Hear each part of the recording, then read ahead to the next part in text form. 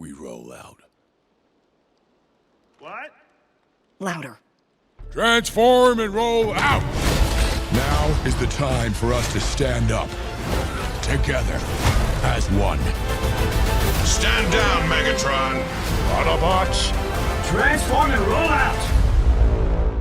Hello buddy and welcome, I'm Comodin Cam, and this is a compilation of a bunch of Autobot designs ranked. All the slammin' shorties in the house say yeah. I'll be covering Optimus Prime, Bumblebee, Jazz, Ironhide, and Ratchet.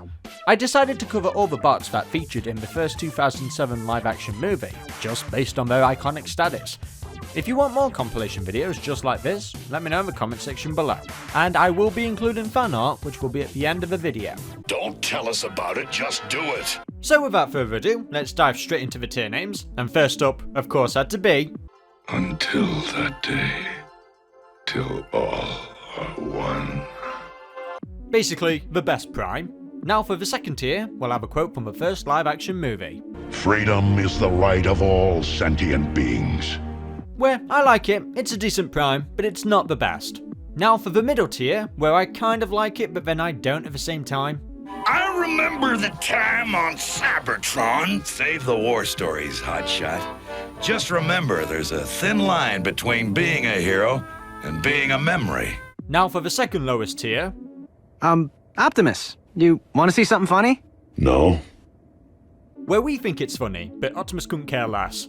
And now finally, for the bottom tier, it just had to be...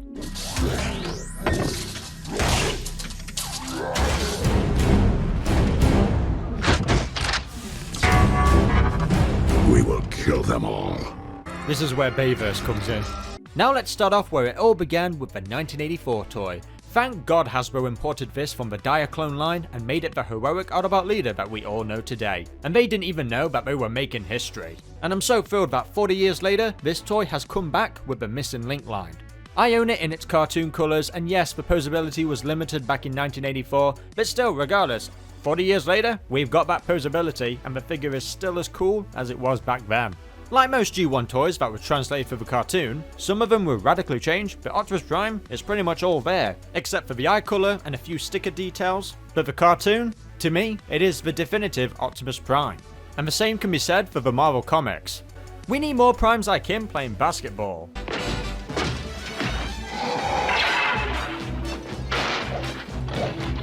I didn't think this design would look so badass though with Megatron's arm cannon on it.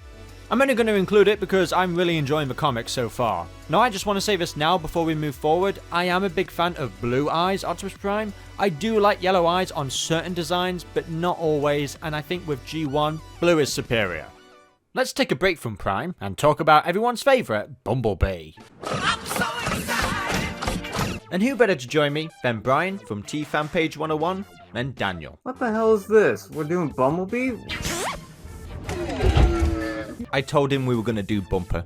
Hello, by the way. I thought I would get Daniel in this video because... He hates me. Yes. And also, he could give an objective opinion. Well, it's a good thing we stapled your eyelids open. With me and Bri being huge Bumblebee fans, Daniel, what do you know about the character? I know he is definitely yellow. You're pretty much a Transformers fan at this point. Now, without further ado... Gas it up and blow it out! For the highest tier, it of course had to be... Because of you, we have a future, B-127. My name is Bumblebee. And now for the second tier, from the last night. Say hello to my friend, Bumblebee. Sting like a bee. And now for the middle tier, where we kind of like it, but kind of not. I don't know what you said. You look like somebody mugged your manifold. You okay, Bumblebee? Out of gasp, but not out of luck. And now for the second to last tier, we'll have a quote from Transformers Animated. Know what? You're even uglier from this angle.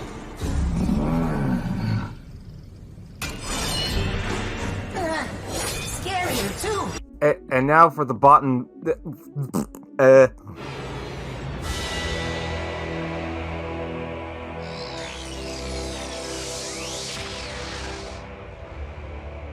You took my voice. You will never rob anyone of anything ever again. First up, we'll talk about Generation 1 with the original toy, and I gotta say, I'm glad they changed the head design for the cartoon, because I can't imagine B being quite as iconic if they didn't change the head design. I think he's holding Beyblades, and that's awesome. What do you think, Dan? It's difficult. He looks like he has a difficult time. Yeah, he looks like he can't move around like a lot. His existence is pain. His existence is just nothing but pain. Sting like a bee, because it's dorky.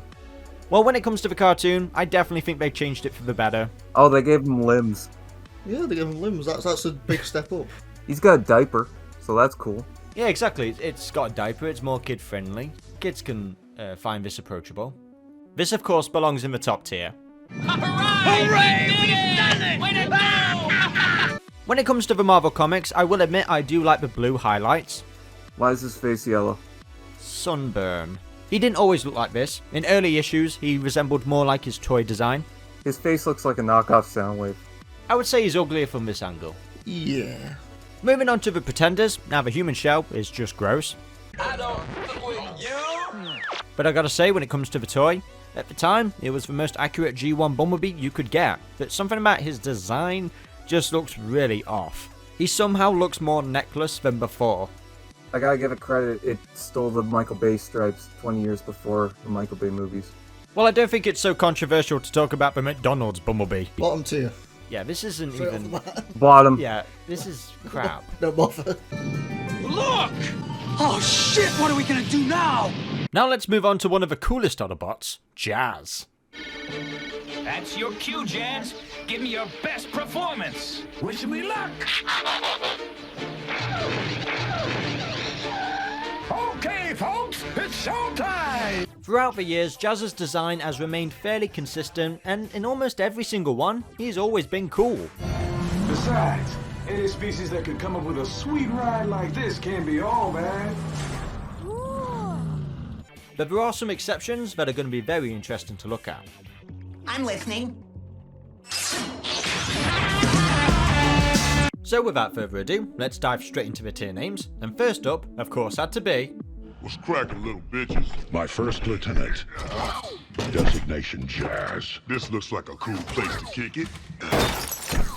And now for the second highest tier, we have... Stop!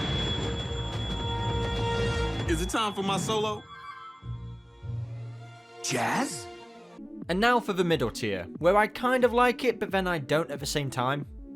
Hey, I'm stuck! I can't transform! Ow! Thanks! I think. Next up is the second lowest tier. Oh, you're afraid of me, aren't you? Booga booga booga.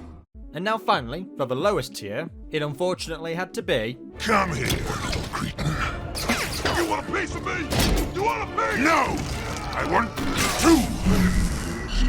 First up is Generation 1, and we're going to talk about the original toy. I love this box art design. It's so cool. It's one of the few Transformers Generation 1 figures that's like so accurate and really translates well over to the cartoon. Jazz originally transformed into a Porsche 935, and I really just want to get this toy. It's one of my most sought after Generation 1 figures. I would just love to transform this over and over and over again. One day, I'll eventually get it. Moving on to the cartoon, and just look at this design. Yes, it has less stickers attached to it, it's a bit more simpler and cleaner, but it really works for the cartoon. No wonder he's second in command. You know, voiced by Scatman Crothers, he brings such an endearing performance as Jazz, and I think that's what makes the character so memorable. Like, if it wasn't for that charisma and charm, I don't think people would have cared a lot for Jazz. That's the biggest snowman I ever saw. Not snowman, Spike. Snowbot. There's a flurry in a hurry. And that's why I really like the design. It really brings that personality to life. While we're on the subject, we might as well talk about his Cybertronian mode and the recent Studio Series 86 Jazz. I own the Studio Series 86, and it's a great figure of that G1 Jazz. And while I do like the Cybertronian vehicle mode, it's really cool, the robot mode is obviously just Earth mode. They were lazy, they didn't want to change the chest, and they should have changed the chest. I'll put it in the second highest because I really do dig that vehicle mode. Alright, now let's talk about the Pretender Jazz. They really don't do much different with the design. It's kind of more washed down and stylistically not all that great. They've changed their head as well. it looks like he's stuck and he can't transform. Sorry to bust up your revival, but the lady ain't got a heart in it. Alright, next up is the Universe Spy Changer Jazz, and this is just a redeco of the 2001 Robots in Disguise Sideburn. This is boring. Yeah, he's got the number 4 on it, but it's not Jazz. Well, you are even uglier up close. Now let's move on to one of the best Autobot medics, Ratchet. The blazing siren on his roof is a shining beacon that dispels the dark of the Decepticon menace. Ratchet, you came? And who better to join me than Dumb Jake himself? Yeah, that's me. I'm Dumb Jake. Hi. I feel really bad for calling you Dumb Jake. I know it's your username. Everybody says that. I don't care. I wish I could just say, hey, I'm with Jake. Please, Dumb Jake, for my brand integrity, Comodin Cam. He's not that dumb. He's actually pretty smart. Does Ratchet in particular have any sort of attachment to you at all? I mean, he was in the 07 movie, and that's huge for me. And I did have the G1, a reissue of the G1 toy as a kid. Oh, just wait until we get to that one. Hop off, Ratchet. So without further ado, let's just dive straight into the tier names. And first up, of course, had to be... So, we're just gonna go help Jack and Miko finish their... Without my supervision? You want them to be right, don't you? Then watch a master at work. Control freak. And now for the second tier. Team Prime knows when to use force. And how much to use. Bulkhead, I needed that! Enough. And now for the middle tier. The secret is out! This is our war now, and we will win it as we always have. With a coordinated military strategy. This fool is terribly misinformed. And now for the fourth tier. We will respect your decision if you wish to leave. No point in long goodbyes, here's the door. And now finally, for the worst tier. And inspiring countless generations of robots yet to come online. What a load of scrap metal. First up, we have Generation 1 Ratchet, and he's very different compared to his original Generation 1 toy. Yeah, the designers had a lot to do with him to make him look like an actual robot. So originally, he was just a station wagon meant for armory. And when it came to the cartoon, they were like, well, this isn't going to work. So they had to radically change him, both him and Ironhide. And I gotta say, that original G1 toy is... epic. An abomination. I hate it. I really, really, really hate it. No, it's cool. It's a perfect representation of my favorite character, Ratchet. Why are you lying? As a toy, it's a fun toy. It does its job. The lack of a face is, you know, an issue for sure. And listen up, you overgrown vacuum cleaner! That trash heap wasn't there when I parked it! And how is that my fault? I will say that. He's a weird toy, but he's a fun toy. I've already put it in the second lowest tier, it doesn't matter. Where would we place Generation 1 Ratchet? Because I think, yes, it's a simplistic design, but it works so well. It's what's made him iconic throughout these years. Isn't he, like, violating the Geneva Convention, though, with those Red Cross? Just a little bit. Just a little bit. Well, a little Geneva Convention is okay. We don't talk about that copyright issue that he has. Now, talking about the Marvel Comics Ratchet, the only thing I like about this is that his head is red. I wish he was a redhead in the cartoon. I've never heard the words redhead said so many times in a row. I like his red hands because it's like he got blood on them during surgery. Yeah, he's a bit of a psychopath. We have the absolute abomination that is Mega Ratchet. It's barbaric. There ought to be a law against it. A master at work. Greatest design ever. Are you serious? Okay, I'm gonna be civil. I think the perfect combination of both worlds would be the IDW Infiltration Ratchet. Yeah, I love the kibble on him. I love when a Transformer has visible kibble, and he just looks so much more filled out and more interesting. I love the early IDW / like Dreamwave, which I think may be a little bit of a controversial opinion, but that's how I feel, okay? That's how I feel. Leave me alone. Let me live. Let me live, Comodin Cam. Get off my back, man. Guys, I said nothing. I held my breath throughout all of that. Okay, something to cheer you up. We have the Q Ratchet. Yes, I love him. I love Q Transformers. They're so adorable. S rank all the way. I love these little bastards. Ratchet actually laughed? Well, what about the Creo Ratchet? What a load of scrap metal for me. Really? You're only good for one thing. Garbage! Not a Creo guy. Not a Creo guy at all. Okay, I'm gonna have to fight you on this. Now let's move on to one of the toughest Autobots, Ironhide. Excuse me, are you the Tooth Fairy? You want a piece of me? I will tear you apart! Without a doubt a fan favourite, throughout 40 years, Ironhide has remained fairly consistent, but he's had some various unique designs that's going to make this very interesting to look at. Stop talking, tighten your shock absorbers and get in. Well, without further ado, let's get straight into the tier names, and first up, of course, had to be his most iconic line. My weapons specialist, Ironhide. You feeling lucky, punk? Easy, Ironhide. Just kidding. I just wanted to show him my cannons. Well, it's actually Clint Eastwood's, but Ironhide adopted it pretty well. Do I feel lucky? Well, do you, punk? Now for the second tier, where I do like it, but it's not the best Ironhide design. But, listen, Ironhide. Now for the middle tier, where I don't know how I feel. That's it? Hit me with everything you got, sir!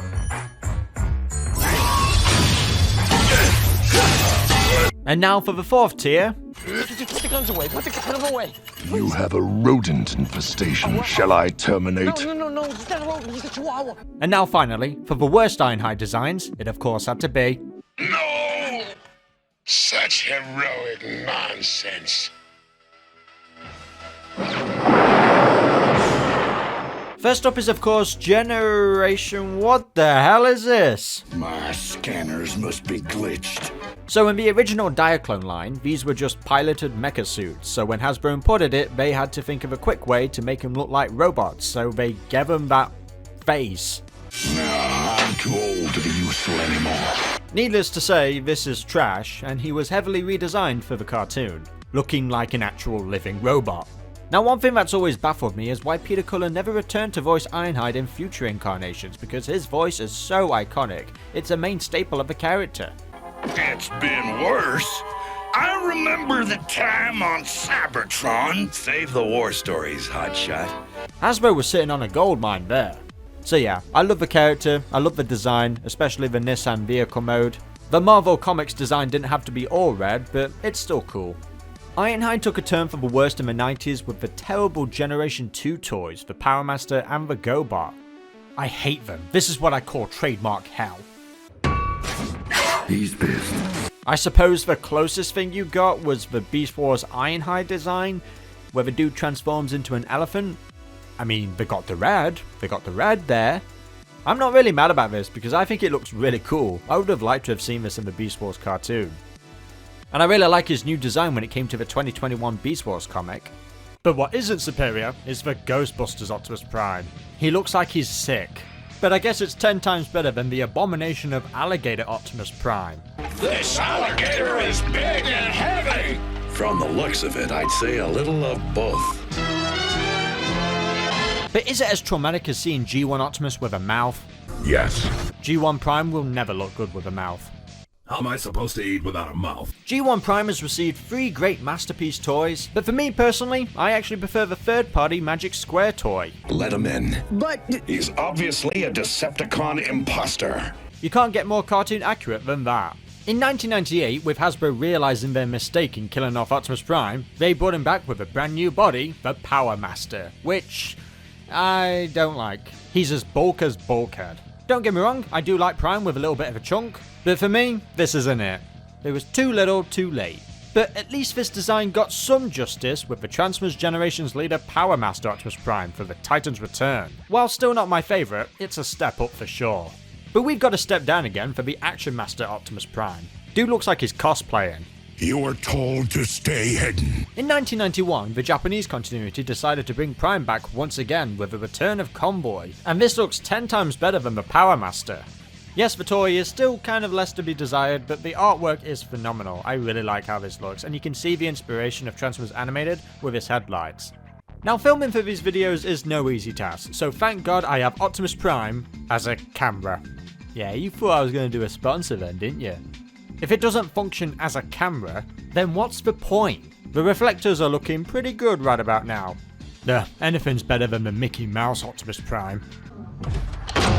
It's impossible. Moving on to Generation 2, and in a radical design change, I think both of these designs are really cool. I'm not a fan of Laser Optimus Prime having his name on his windows, and as for Hero Optimus Prime, well, at least he can rap. It's heavy metal cruncher time as Optimus Prime goes toe-to-toe with Combat Megatron. Prime is one tough dude underneath his hood. He's a Transformer missile fire phenomenon. Combat. For the last of Generation 2, we have the GoBot Optimus Prime, and then we have Laser Optimus Prime. A great homage to that G2 design, but as for the GoBot... Junk! That's what you are! Junk! Now let's talk about Beast Wars Optimus Prime. Before they radically changed it to the Beast Wars that we all know today, the Optimus Prime that we knew in Generation 1 was going to evolve into a bat. I'm torn on this because the artwork is so much better than the toy. I do like it, but just not as Prime. They tried to make it work with its traditional colour scheme, but it looks gross. I think the artwork saved his life. Now the G1 Bumblebee has had some great masterpiece toys. We've got the original from 2014, and then the second version from 2019 that's more cartoon accurate. I do like both, but I favour more to the cartoon accurate version. I kind of like the charm of the original one. Mainly because of the face. That one's face creeps me out. Well, I think these two are definitely better than the Battle to Save the Earth one, where it just looks like he's taking a shit. I mean, they tried their best, I guess. They didn't try hard enough though, did they?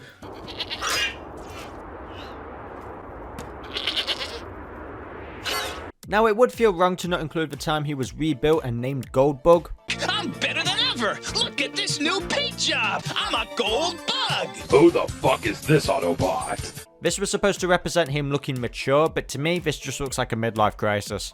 I mean, he's still a beetle. Yeah, he looks like he transforms into a truck. I don't like it. I don't like the shattered glass version as well. I like the box art. I like the shattered glass. Okay, you do. I don't. What? I'm not big on it. Yeah, sorry, bro. We've got you outnumbered here. Guys, can we share hashtag Goldbug fans unite? No. Don't do that, guys. No. Put it at the bottom. Don't do that. I think he's uglier from this angle. Yeah, that's the slowest I'd go. Speaking of not Bumblebee, G2 Bumblebee, it's kind of weird. He looks like he transforms into an Acura. I don't know what kind of car that is.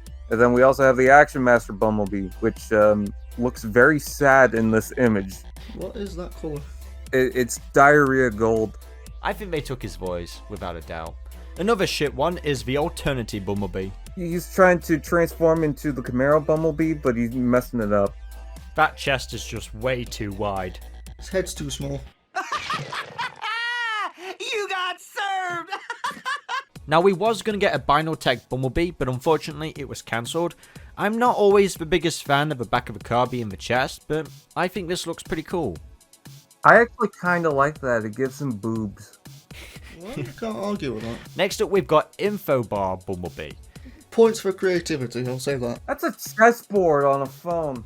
Oh yeah, this is... Terrible! The worst! Next, we have Q Transformers. Top tier! Top tier! Top tier! Okay, fine. You can't argue with that, look at it. You did it, little friend. You saved me. Next up is Generation 2 Jazz, and this is a repaint of that original toy, with brand new stickers depicting his name and the number 1, with a rainbow coloured musical note. This photon rifle is really embracing all of that green. I mean, all of these Martini stickers are fine, it's okay. Yeah, I'll put this in the second highest. Jazz has got a bad case of sunburn here, as he's just orange all over. From what we know, this was unused concept art for G2, but eventually it would get its own toy in the Legacy Evolution line. Yeah, you know, I kind of like it, but at the same time it makes me want to just put him into a cold bath. Man, if I could put on a light show that cool, I'd dazzle multitudes of music lovers. Carrying on from Generation 2, we have the Laser Cycle Jazz, which was never released. It was intended to be Jazz, but instead it was turned into Road Rocket. This is just a case of bad naming here. This captures nothing of the original Jazz, and that green and yellow, that image at least makes it look terrible. There he is. This is terrible! Jazz would be treated to G2 colours again in the Generations Ultimate Gift Set. It's a colourful redeco in the festive spirit of G2. And you know what, I really do like this. This actually is really cool, it's pretty nice. I much prefer this over the original, so I'll put that in the front of it. Next up is the Alternators Jazz, which is based on a real car, the Mazda RX-8. Now these realistic Transformers cars have always been a hit or miss for me. They always seem to look less cool when they're actually in robot mode. It's like, yes, you want a realistic car to transform, but when you actually see where the parts go on the body, it's just so basic and bland, and this is how I feel about Jazz. It's, you know where the back lights are, you know where the front is. The front is just one big piece. Like, he's literally not got any feet. His feet are literally just the back of a car. The Alternators and Binotech line just kind of screams, I'm a licensed product, like please buy me. They also have the Red Micro Edition, which is basically just the same but just all red, and yeah, it's pretty boring. And that can be said with its Binotech version as well, a slightly altered version of the original. It's just a different car now. This came out in 2008, and they were basically told to make it look like the live action movie Jazz. Alright, you know what, I'll be nice to the original Binotech and Alternators, but that red version of the Alternators can just go straight into I'm afraid of it. How do you put up with him? I'll just tune out half of everything he spits out. Alright, let's talk about comics now, something refreshing. The War Within Jazz. This is a Cybertronian mode I've always wanted. I really dig it. Stylistically, it's different, you know, compared to other Jazzes. Of course, it's Cybertronian, but it's so unique. Like, if you had this Cybertronian mode and how it went on Earth, it'd just be such a good transition. Like, I really want a figure of this War Within Jazz. I love every mode, body and vehicle. Really cool. I like it. This definitely goes in the highest tier. Now let's do a quick fire round. We have two designs of Jazz from the Optimus Prime comic, and then we have the All Hail Megatron Jazz. They're pretty generic looking, but the middle one is perhaps the most unique one. But I do like that thick red on the first Optimus Prime comic design. As for All Hail, like I mentioned with the Alternators, I really don't like the back part of a car being part of a feet. It's just not always that great. It doesn't really look good on every Transformer. Yeah, they're all fine. They're your basic and average Jazz design. Now we have the IDW Jazz, which is done in a stylistically cool way. I really do love this. This is like a good update of that original G1 design. I think it's time for a solo. Alright, next up is another unique comic design of Jazz. Now I really do dig this. The chest has different variations in some issues, as we can see the Autobot logo more clearly on the right. Now it does have the feet, you know, the back part of a car being the feet, but this is done in a stylistic way. This is what I'm talking about, something that's actually clever and not just a brick. This actually has layers to it that I think is really good. It's a unique Jazz design. That head design is very unique as well. Like, it was one of the first times Jazz's head was stylized a lot differently. Alright, next up is the G.I. Joe Jazz, and you know what, I do like the colours on this. I think it does work to an extent, but it's just overall kind of bland and boring. There's nothing unique to it. There's no interesting body parts at all. It never got a toy as well, so it feels like an experiment gone wrong. Hey, careful with that thing! Somebody could get messed up! And in that same G.I. Joe comic, Jazz transformed into a pimpmobile. Yeah, Jazz really sunk that low. My boy deserves more respect than that. We need to blow this up. I think we got our first unexpected volunteer. Now let's talk about the G.I. Joe Ratchet. He must turn into a hiss tank, right? Yes, I did, and no, I still don't want to talk about it. Maybe the treads give it away. Yeah. It's not a bad design, just the head of Ratchet doesn't fit. Like, this is a cooler looking hiss tank Transformer than the actual one they made. The head should have just been a Decepticon. Yeah, I'd put it in the bottom tier, to be honest. So it's Energon tow line with Ratchet's head. If Ratchet was going to be anybody from the Energon toy line, it should be Tow Line, since Tow Line has the exact same gimmick as G1 Ratchet. The blue is like kind of weird to me for Ratchet. I feel like those should be red or something. The Tow Line toy looks really ugly. I had that one as a kid and I loved it. It was another toy you think is ugly, I loved. Damn you, poor kid. Right. If it walks, it probably needs a long extension cord. I wonder if batteries are included. Alright, next up we have another G.I. Joe Ratchet, and this one, I don't know, his chest looks like he's got someone trapped inside him. Yeah. He looks cool. I mean, that's a kind of a cool look. I like the bars on his chest. Maybe terribly misinformed for me. Not bad. Looks cool. Alright, next up we have the More Than Meets the Eye comic, and I gotta say, I really do dig this. Bruh, I hate it. What? I do not like this. Sir, explain yourself before I scream. I don't know, he just looks a little bit weird and bulky. I just like the big shoulder pads. I don't know. But I don't think it's terrible. I just, not my type of Ratchet. I will say that the waist is a little bit off-putting. I think you should rank it, because I don't think my opinion's good. Alright, next up is the War Within Ratchet. I don't care for the vehicle mode, but I like that they've swapped around sort of the windshield. You know, he's got it on the back instead of Ironhide, who has it on the front. That's one way to separate them. Okay, I kind of dig the one shoulder pauldron, almost red cross that he has. And I do like the windscreen over his head. That's just that's the type of stuff I love about Transformers. It's just weird stuff like that, and I like it. It's just the chest that's really boring to me. Yeah. What do I look like? A taxi service for unprocessed protoforms? Next up is Hearts of Steel, and I love these designs, and I'm so glad we're going to be finally getting toys of them, so let's hope we get one of Ratchet. Yeah, I love this design. It's nice and blocky. I love how the feet look, which sounds weird coming now that I heard it coming up, but I love his feet, man. I love Ratchet's feet. Just the gears and stuff in it, and the way it folds up on his foot just looks so cool. Just tons of kibble, but it doesn't look too crazy to me. It almost makes him look like a knight. I like that. How's it humming? Did he just?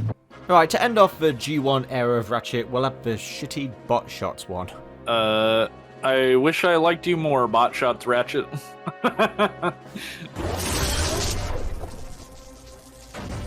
No bots stepping on anyone! Next up is Transformers Universe, and this is simply a redeco of X-Brawn. Yeah, X-Brawn unfortunately is one of the messier looking Transformers in that line. So not super high on the list for me. That all you got? You're gonna put me to sleep. I'll put you to sleep, all right. Moving on to Ironhide in Robots in Disguise 2001. There's really not all that much to say about him. I could kind of forgive the cow pattern on him. I mean, he does get a fresh new paint job, but still, the design to me is pretty boring. Most of the spy changes don't have that much to offer. You can't talk about us like that! Same thing applies to the Armada Ironhide. This is just a way to save the trademark because this is just a redeco of Dune Runner. The only reason it's significant is because this is technically the first female version of the character. But besides from that, this is boring. You could say the same for Energon Ironhide. I am the greatest! Okay, I won't be too harsh. The design itself is actually really not all that bad. It is hard to ignore his annoying personality, but I was quite surprised that it didn't appear in the Legacy and Evolution line, because this would have been a great design to rework and bring back. I really do like the red and blue, they contrast really well with each other. I don't like his Roadbuster colours because, I don't know, it just kind of sucks out that design a little bit. But I'm just going to say it right here and now. Ironhide deserved that punch. But sir! Maybe you didn't hear me. Alright, now let's talk about some comics, and we'll start off with The War Within. And I gotta say, what a creative way to take that original G1, Diaclone design and integrate it as part of a Cybertronian mode. The shoulders are a bit too much though, and I think that windshield is a bit too high. But still, I actually like the alternate mode. It looks really cool, and the wheels on the front are really nice. It's not the best, but it's still a creative way to adapt to that original toy.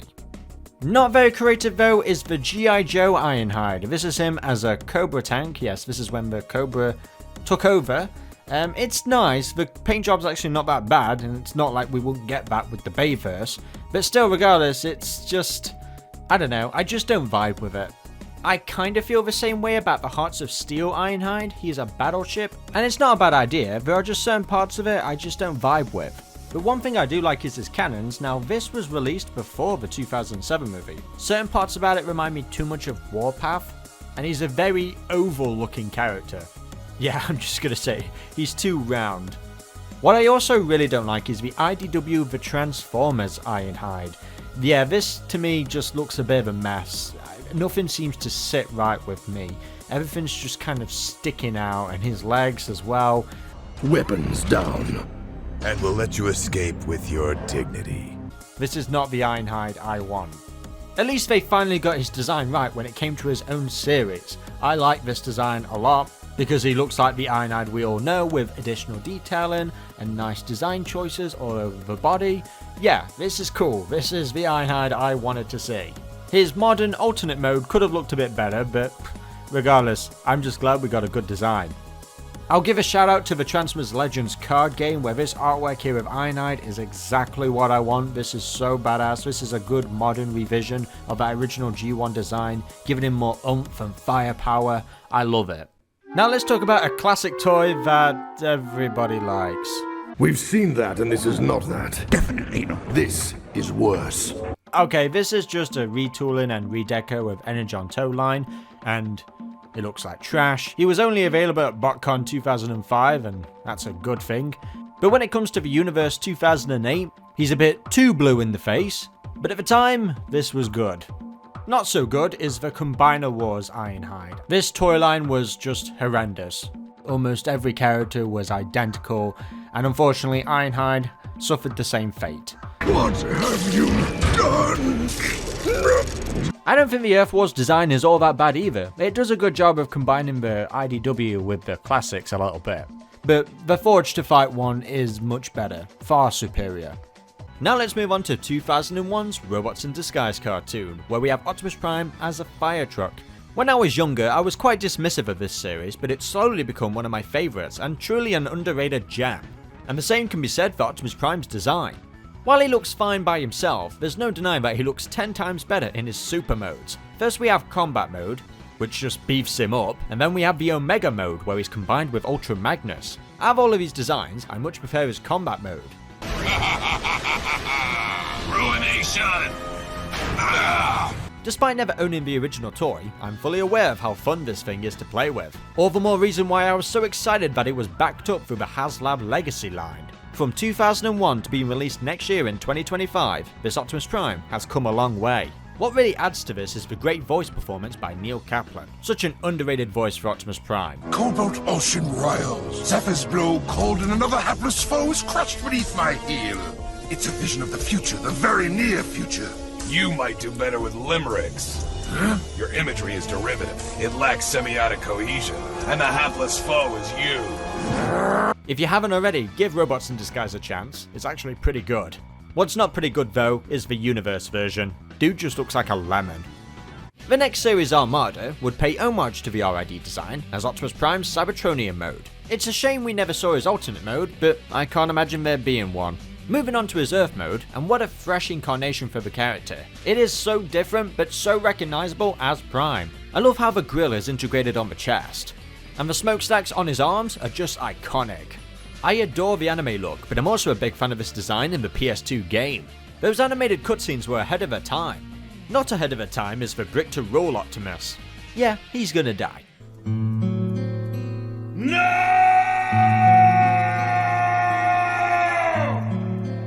Now let's talk about his super mode, which is just awesome. Yes, it's weird, his feet transform into his second pair of hands, but still, it's so goddamn cool.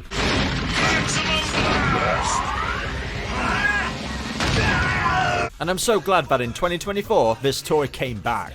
And that's how I like to display him. And yes, it kinda bugs me that his eye colour isn't red, but I'm sure I'll paint it at some point. Humans.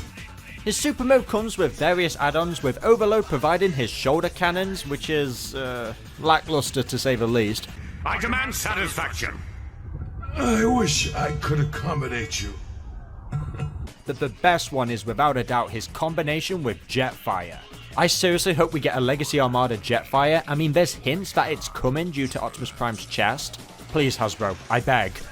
At the very end of the series, Optimus got an updated colour scheme called Power Links. While I do like the colours, as I once owned the toy, I do remember being annoyed that his colours changed last minute. Don't act surprised. This is exactly what you wanted.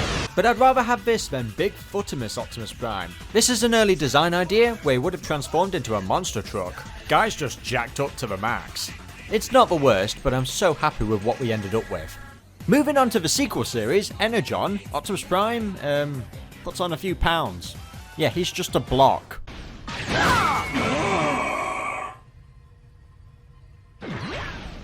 Anyone else? Well, at least the built to rule was on point this time. The proportions just went out of the window here. Of course, this is all for the Power Link mode, but even that doesn't save this design. He broke all the rules when it comes to making a consistent colour scheme. Nobody told me about any ridiculous rules. Yeah, Prime, you're going in the no tier. If you want to ignore my orders, then I have no choice but to send you back to your mother. You wouldn't! Try me. I gotta admit, his combined mode with Omega Supreme is 10 times better. Was that ever in doubt? Mostly because it's just Omega Supreme with Optimus's head. There's more where that came from. Yeah, we catch your drift, Optimus, sir.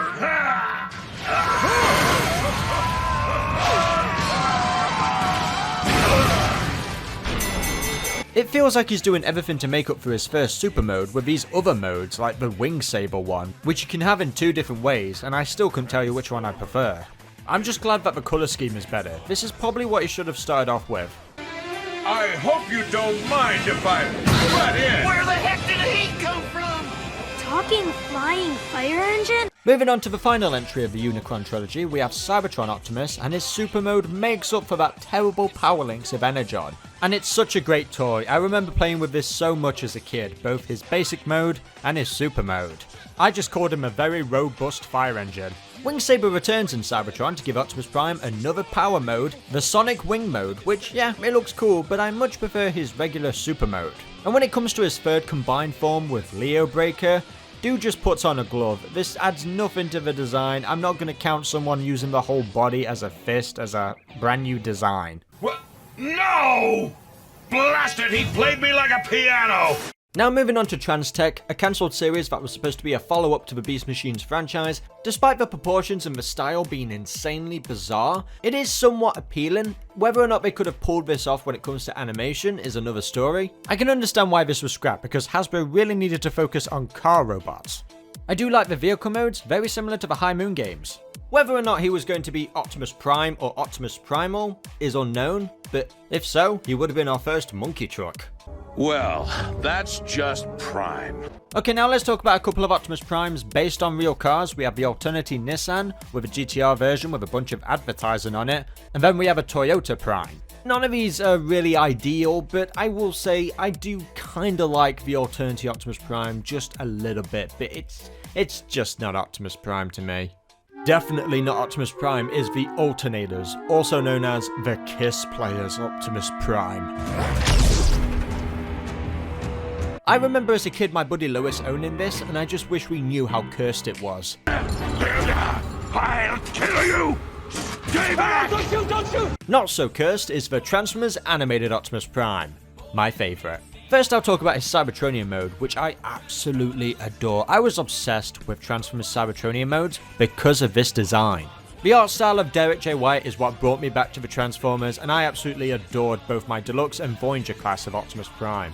And the design is as clean as it comes, there is nothing overly complicated, you know this is Prime. And I like the fact he's a fire engine, it works in the show and just pays good homage to Robots in Disguise. There is nothing to mess around with this design, it's just perfect as it is, which is why the movie-inspired look for Season 4 looks so dumb. This wasn't actually going to happen, it was just a brainstorm idea, but still, don't put flames on this Prime. Thankfully that was never official, but what was official was the Wingblade Optimus Prime. His little upgrade in the final season of the show definitely showcases the evolution of his character.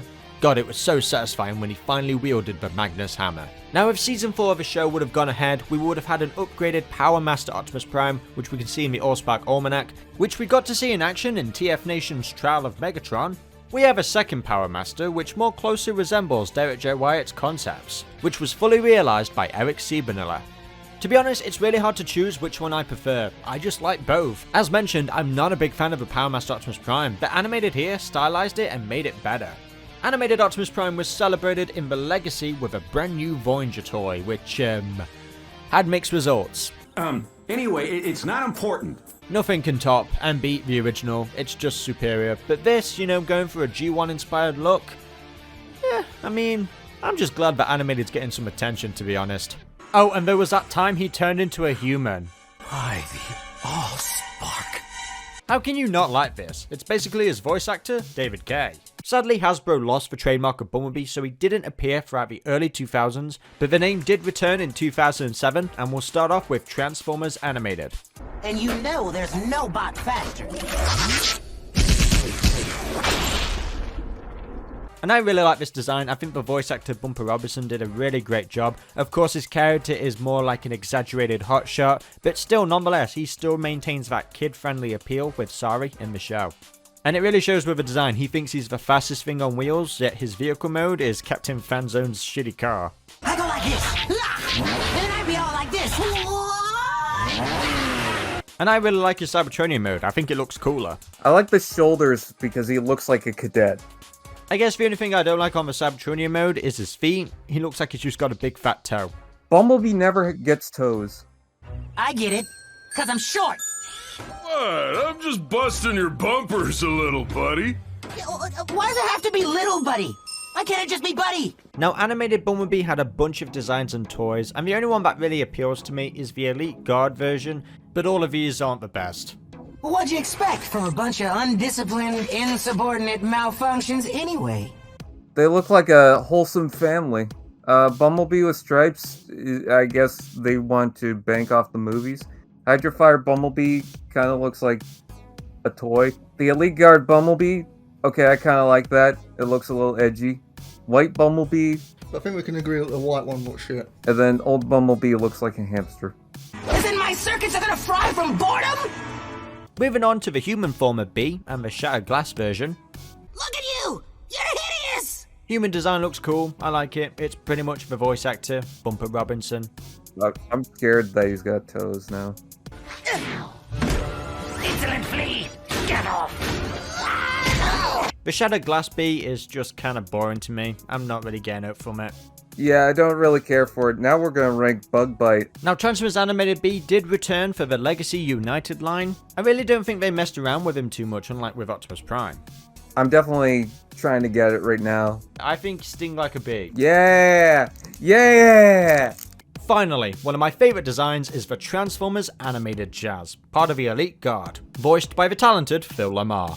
Another reason why I wanted Season 4 of Transformers Animated was because we would have had more screen time with Jazz with him just joining the Autobots at the end of the 3rd season. We were robbed. His Season 4 design isn't unique or different, it's basically just getting rid of that Elite Guard logo, and it's fine, it's just the same.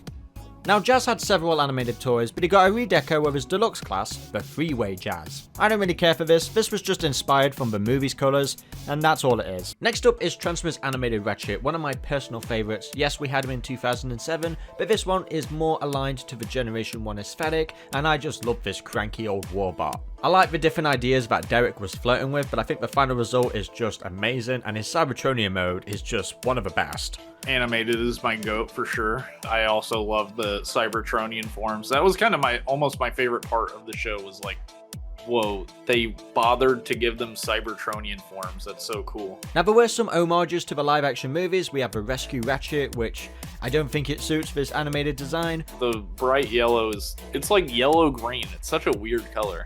But I will say, as an animated fan, I always wanted this figure. Young bots. Can't live with them. Can't melt them down for spare parts.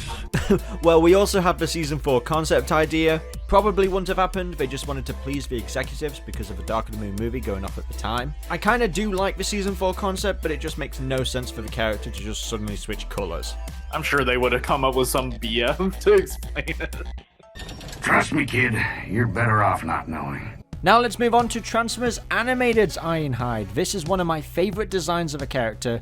Well, nice plating, Ironhide. I actually own his Cybertronian mode toy, and it is one of my favorite toys ever. I don't know why I am constantly displaying this, especially in his vehicle mode. I'm always transforming it backwards and forwards. I just wish we got an Earth mode of what his Season 4 design would have been. This just looks amazing. Of course, heavily inspired from the Bayverse, but also heavily inspired from that original Generation 1 toy. I like the window shield just barely covering his face. I kind of wish it was a little bit shorter, but I think this is a cool idea that I just wish was fully realized. I'm always going to be begging for an animated Season 4. Now I'm not going to be counting the Japanese version of Animated where they called Bulkhead Ironhide because it's daft, it's stupid. A total mud flap. One thing I don't pay much attention to is the Shattered Glass Optimus Prime. I'll go for any design that has this colour scheme on it because it's just an evil Optimus Prime. Deception Prime. Consider me impressed. I guess the same applies for a Nemesis Prime, which may or may not get its own tier.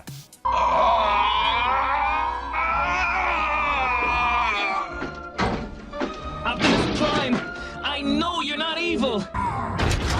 You are nothing! Making the way onto the tier are the Mighty Mugs.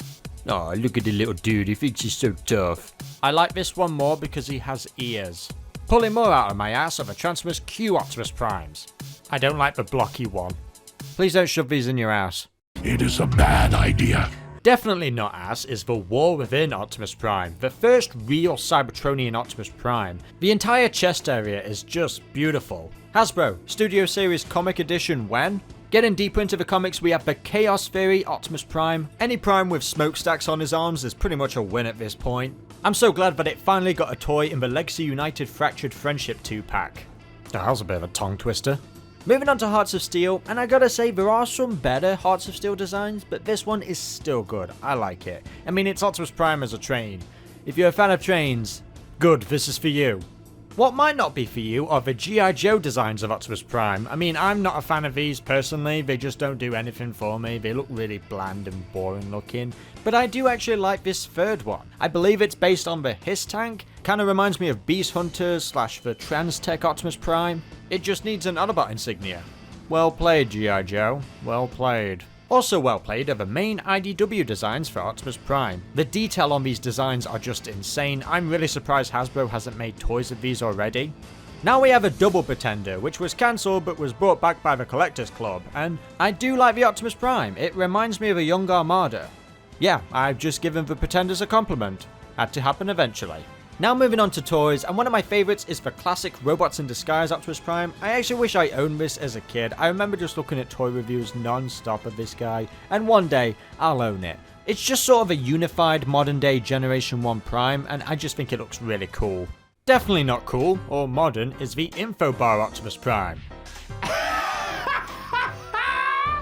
I guess cell service is the right of all sentient beings? Whatever, here's a lunar cruiser of Optimus Prime. Yeah, I mean, it looks alright. It is not a bad idea. I remember when my dad first got us a PlayStation and it transformed into Optimus Prime. I was so mad I couldn't play Crash Bandicoot. Have you ever wanted Prime as a power bank? At this rate they'll make anything Optimus Prime. Like a shoe. Way to be incognito. Question, can you actually wear this? Second, why would you wear this? Do you think someone made Peter Cullen sign this? Moving on to video games, we have one of my favourite Optimus Prime designs of all time. It is the High Moon Studios' War for Cybertron. I was over the moon when this design came back with the Studio Series Gamer Edition, and I think they nailed it. Well, for the most part, I had to get the upgrade kit, but still regardless, it's fantastic. This to me is the definitive Cybertronian mode of Optimus Prime. I know some people prefer Fall of Cybertron, but to me, this is top tier. Of course, as you're playing the game, you're always going to be seeing the back of the character, and I just loved his parts moving at the back with the Autobot insignia. Such a great attention to detail. It's also underneath his vehicle mode. Even though that's my favourite, I do like the Fall of Cybertron design. The mass is still the same, but it's shaped so differently. It was never explained why his design changed, but I can imagine it's just to make him more tougher. His armour looks more battle ready. Not only is he battle ready, but he's rock ready with the Knights of Unicron. Yeah, I absolutely hate this. It's way too loud. Yeah! My audio receptors. What is that noise? Decrease volume. Shut up! If you pre-ordered Fall of Cybertron, you could get a G1 Optimus Prime, and I really do like this. It kind of reminds me of the original Masterpiece toy. Let's cheer ourselves up and get into video games, and we've got to start off with the GOAT, the War for Cybertron Bumblebee by High Moon Studios. I think this is just incredible. The voice actor Johnny Young Bosch is incredibly underrated in the role. It's a shame we only had him for just one time. The Decepticons control the airwaves. The only secure way to communicate is by messenger. I volunteered. Name's Bumblebee. To me, this just represents the perfect Bumblebee. I love how cool the alt mode is, yet so tiny at the same time. I love this even more, actually. Daniel just picked it up right in front of me. I have the original deluxe toy in its vehicle mode, and then I have the recent Studio Series Gamer Edition in its robot mode, and I actually think it looks pretty cool in person. I actually don't mind that the Studio Series has a belly, because, I mean, it's Bumblebee. He's fine to look lumpy. Now let's move on to video games. We have the War for Cybertron and Fall of Cybertron Jazz, and I am in love right now. This design, absolutely obsessed with it when I was little. I always played as Jazz in the War for Cybertron Escalation. He was my go-to character. I loved his little Easter egg in the campaign, and then we had a whole campaign with him in the Fall of Cybertron, the sequel, with Cliffjumper. Some great banter between those two, a really good pairing, and yeah, I just really dig this so much. Now, I won't be including all of them, but I just want to quickly mention the early design ideas. This is them just kind of fleshing it out, trying to get to that perfect design, and I just gotta say, these are all badass, all stellar. I would have loved every single one of them. They look really good, but the final design is just perfect. I'm so glad with what they went with. I still am waiting for a Studio Series Gamer Edition Jazz, because the toy we got really wasn't all that great. It was good at the time, but it wasn't as good as it could have been. So yeah, I hope for an updated toy of this, because it's just so cool, man. I can't say that enough. I know I'm just repeating myself here, but wow, just stellar design. And funnily enough, this design of Jazz would get his own toy in the Knights of Unicron, where Jazz is a rock and roll star. Yep. I mean, it somehow works in the characterization of Jazz, but still, it's so wacky and bizarre. But I kinda love it though. Is it time for a solo? Right, moving on to the airline continuity, and we'll start off with the High Moon Studios design, and I love this design so much. It's one of my favorite Ratchets of all time. I love everything about it. That's why I customized my Studio Series Ratchet, just to match that paint job. And yeah, the shoulders is the massive heat of contention though, because in each game they change. So in War for Cybertron they have the classic heartbeat symbol, and then in Fall of Cybertron they don't, and then there's some areas that are just painted red and they aren't. So he's had a little bit of change up. It's a little bit confusing when it comes to the game model and the concept art, but I overall love this design. I'm not a big fan of War for Cybertron. What? He's insane. They're charming to me because they're like Xbox 360 era graphics. So they've got like that kind of look. I wish it was blockier, I guess. I don't know. I guess that's what I want. I want a blockier look. I've got Gamer Edition, Starscream, and Optimus, and that's helped me appreciate their designs more. And I might have Ratchet too. I think he's in a box in my closet, actually. Oh, you are on thin ice. I don't hate it. I don't hate it, but I don't love it.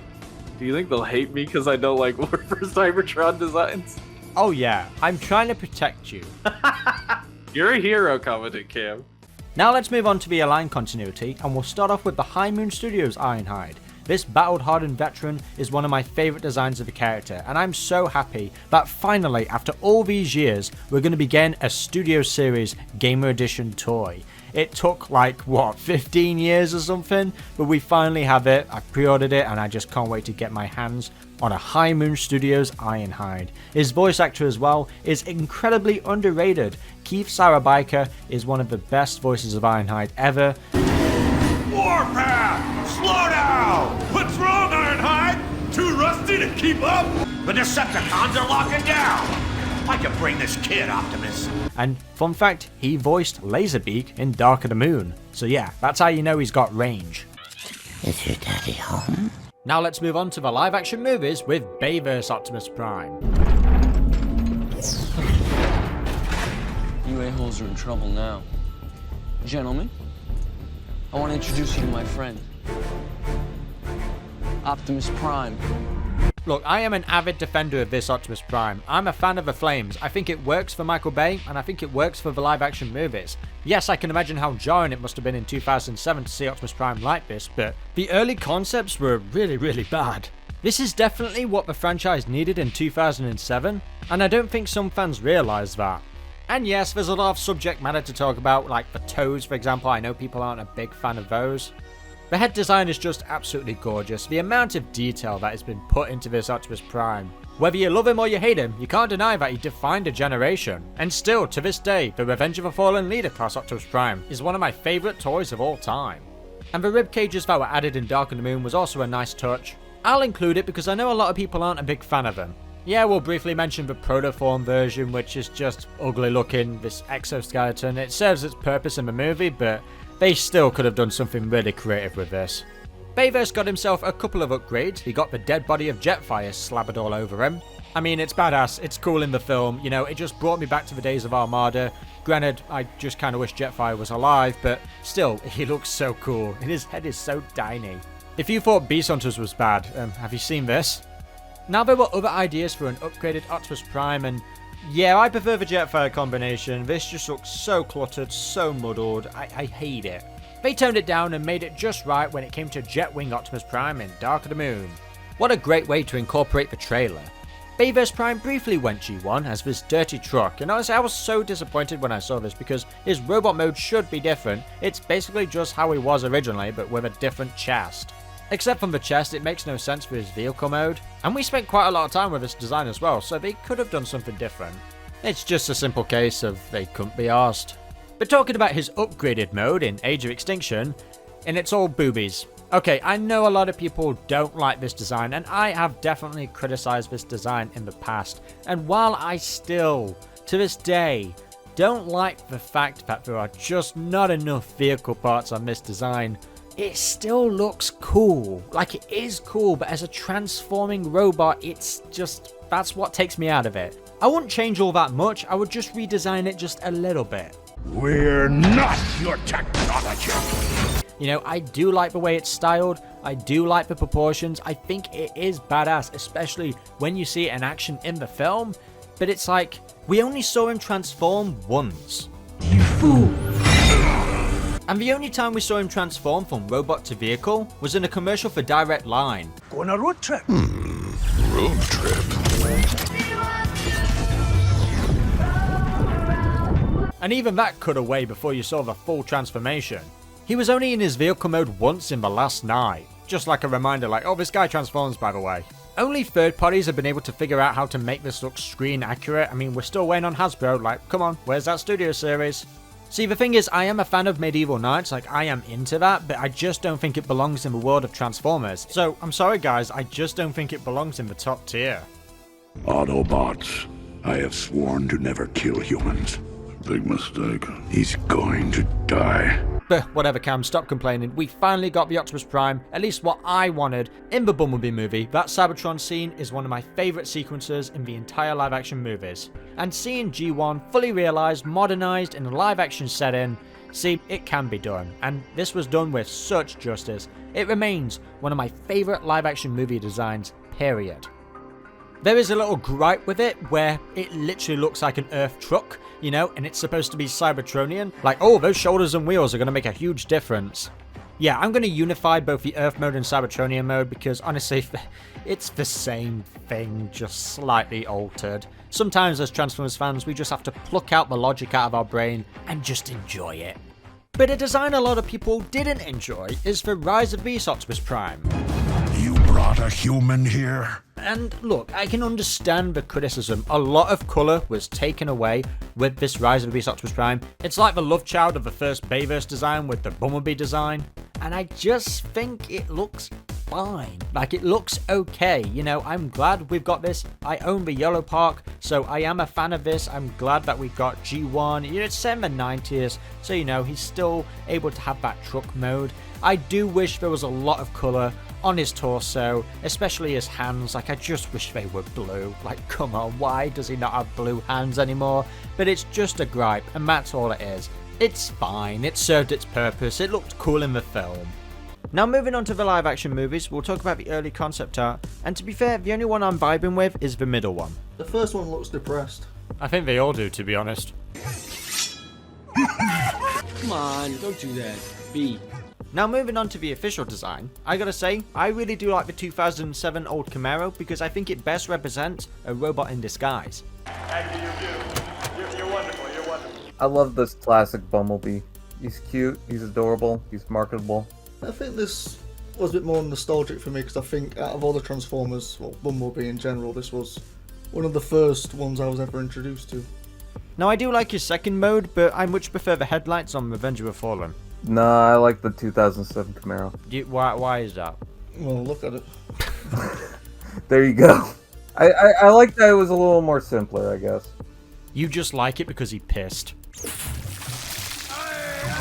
When it comes to my personal preference, I prefer the headlights and extra muscle on Revenge of the Fallen. To me, it's just the perfect Camaro. Don't get me wrong, I love Camaros, so it still works. Dark of the Moon, he got fat. That makes me feel bad. Well, yeah, I hope you feel bad. You should feel bad. Look at the jalopy I'm driving now. I feel bad every single day. With the whole mech tech gimmick thing, I guess they just wanted to add more to show he's got upgrades. It's like a rib cage. I don't know, it just kind of feels like they're slapping random crap on it. He's screwed the kid up! Look at him there! That's gonna hurt tomorrow. I think the third one is basically the love child of 1 and 2. Talk about the toys, and the only one I really want to talk about that stands out to me is the Cyber Stomping one. It just looks nothing like him. It looks angry. It looks disappointed, and I'm like, why are you upset? Look, he's got a salad bowl on his head. I think he's uglier from this angle. I think he's ugly from every angle. You know what? You save us so much time. And we'll talk about Age of Extinction, and we'll talk about his first design, which is the basically old Camaro, but with the black stripes like we saw in the Beast Hunters line, and they released around the same time. I gotta say, I like this one as well. The same feelings for 2007. This feels like a Robots in Disguise, and he looks really cool. I much prefer this compared to his quote-unquote upgrade version. Yeah, I like this. I mean, it's a classic Camaro, so of course I'm gonna love it. I'm kind of always a fan when Bumblebee goes into stealth form. Like, it's just so goddamn cool. Because the dude looks more like a Bumblebee. B, music. Look at house! Woo! Well, this design is so much better than his so-called upgrade form. Oh, I don't even know where to begin. I genuinely hate this design because I can't tell anything. One of the coolest things about the first 3 Transformers movies is you can somewhat tell what they transformed into because they had certain parts of it. So they felt like, oh, this is a Transformer. With these designs, I couldn't tell anything from whatever. I always thought that the front of the car was on the shoulders because the deluxe toy had it that way. It's like the wheels, they're not even wheels, like they've got rid of the tires and they're like spiked. Like, they look like Prowl's blades from Transformers Animated. But the head, he just looks so bold in the head. And the battle mask, it looks cool, but it doesn't look like a Bumblebee, it looks like a Wasp. He looks more like a Wasp now. Despite his complete and total lack of anything resembling warrior discipline, he's like a child. This child is about to kick your ass. He brings us shame. See, I don't mind the helmet because I hate the normal face. It looks like it's stretched. Yeah, the helmet kind of does actually help that bald. Hide his face. Yeah, it helps cover his face and just hide away all that baldness. He kind of looks like the Joker when he's trying to sew his face back on. He gets mad and jealous at Stinger, but he copies the exact same design later on. I hate cheap knockoffs. Well, fans did not respond nicely to this design, so when it came to the last night, they basically just meshed together all the Bumblebee designs that we've had so far. You know, we've got the original head, we've got the chest from the last night. I also like that they gave him the underboob of Dark of the Moon. It's basically just a love child. Is it a Frankenstein monster, or is it actually pretty cool? I love the car. Somewhat cool, but somewhat Frankenstein. I like how much yellow is actually involved with this, because he's colorful. He also looks a little beefy with the shoulders. It's an improvement, but I still prefer the original trilogy designs. You talk too much. Come on, man, million-year-old legendary warrior, you act like a bunch of junkyard dogs! In last night, we got to see what Bumblebee looked like during World War II. And you know what? What side was he on? Nazis. Oh. And I gotta say, I really do like this alternate look of Bumblebee. You know, where he was named, well, he was called many names, right? What did they call him? Did they give him a name in that film? Yeah, it was Kevin, I think. I like the idea of it. It's just kind of weird seeing Bumblebee like this. Where did the hammer go? I have no idea. He had it in World War II, but he's not had it throughout the last 4 films. We saw it at the last minute in The Last Night. It's like he got reminded that, oh shit, I have a hammer. You know, I actually really do like this. I think it's pretty cool. Now let's finally talk about the live-action movie Jazz, who is voiced by Darius McCrae. For the movies, instead of a Porsche, is a Pontiac Solstice. Now, even though a lot of fans look at Jazz's identity with the Porsche, I think this is a good alternative, to be honest, and I really do dig it. This is actually a really good, solid design. Now, we see how it looks in G1 colours, and yes, it's still good, but at the same time, in live-action movies, this was as good enough as a Jazz design as we were gonna get. It's so unique and iconic, it actually looks like Generation 1 Jazz as well, with just slightly different proportions. He still brings back that charm and charisma as he did from G1. Like, you look at the design, and you can see it as Jazz. The only crime here is that they killed him off in the first movie, and we didn't get to see more of Jazz. Now, we see Jazz's protoform in the movie, but it's a generic protoform, and the only unique toy we get is this disgusting looking thing. I don't like the protoform designs all that much, and this is not good either. At least the comics attempted to give him a Cybertronian mode. We have the first one on the left from the 2007 comic, Jazz Lost in Space, which is fine, it's cool. It's very similar though to the Earth mode, just the chest being a little bit different. And then on the right, we have the Revenge of the Fallen Defiance comic, which looks a little bit more unique and different. I'll put the Defiance Jazz in the second highest because it at least attempts to be different. Despite Jazz's death in the movie, Hasbro have done their best to keep him alive within the toys, and we have this Dark of the Moon figure, just a redeco of the original. And yeah, this would have been cool to see, if he wasn't dead. Optimus, I tried. Last up is the Dangler's Jazz, a fate worse than death. I don't think it's possible, but I want 2 pieces of that. Hey man, I don't want to hurt you, but you get me steamed. Also in 2007 was the first live-action movie Ratchet, and I gotta say, I love this design. Our medical officer, Ratchet. The boy's pheromone levels suggest he wants to mate with the female. I like the fact that he's a Hummer, that he's a search and rescue. I just think the vehicle, even though it's customized, just works so perfectly, and I just love this. I love everything about this design. I like the face. Even though it's nothing we're familiar with, it still feels like Ratchet. Yeah, I've always liked this design for Ratchet. I especially like in the movie when he transforms and you can like see his body twist all the way around when he transforms. I feel like I like the head sculpt because as a kid, I bought the toys and I would always look at the little like picture of their heads because it was such good detail. Like you could actually see it, unlike in the movie. Being a different color, even though it's a interesting shade of green, is nice. See, as a kid, I always thought he was just yellow. Wait, I'm confused. He's yellow? Yeah, there's been like a debate among fans on what exactly his color scheme is. It's very much a greenish yellow. Like there's a light green and then there's some yellow in parts. It's just overall a bit confusing. I've been asked this many times. I think I just have a lower IQ when it comes to looking at color. Well, they definitely made the green more apparent in the Dark of the Moon film. I have no opinion on Green Ratchet, I guess. I'm a yellow Ratchet guy. Ratchet! Let him go, Mixmaster. Sure thing, Ironhide. Well, surprisingly enough, I don't think the Bayverse Ratchet design works with the G1 colours. I liked it in the Revenge of the Fallen game as a bonus, but yeah, no, I don't think the red and white works with this. I like it as like a toy repaint, but as like an actual design, not really. I think it's a fun like what if sort of thing. As an actual design, I'm like, I like what they did with the movie better.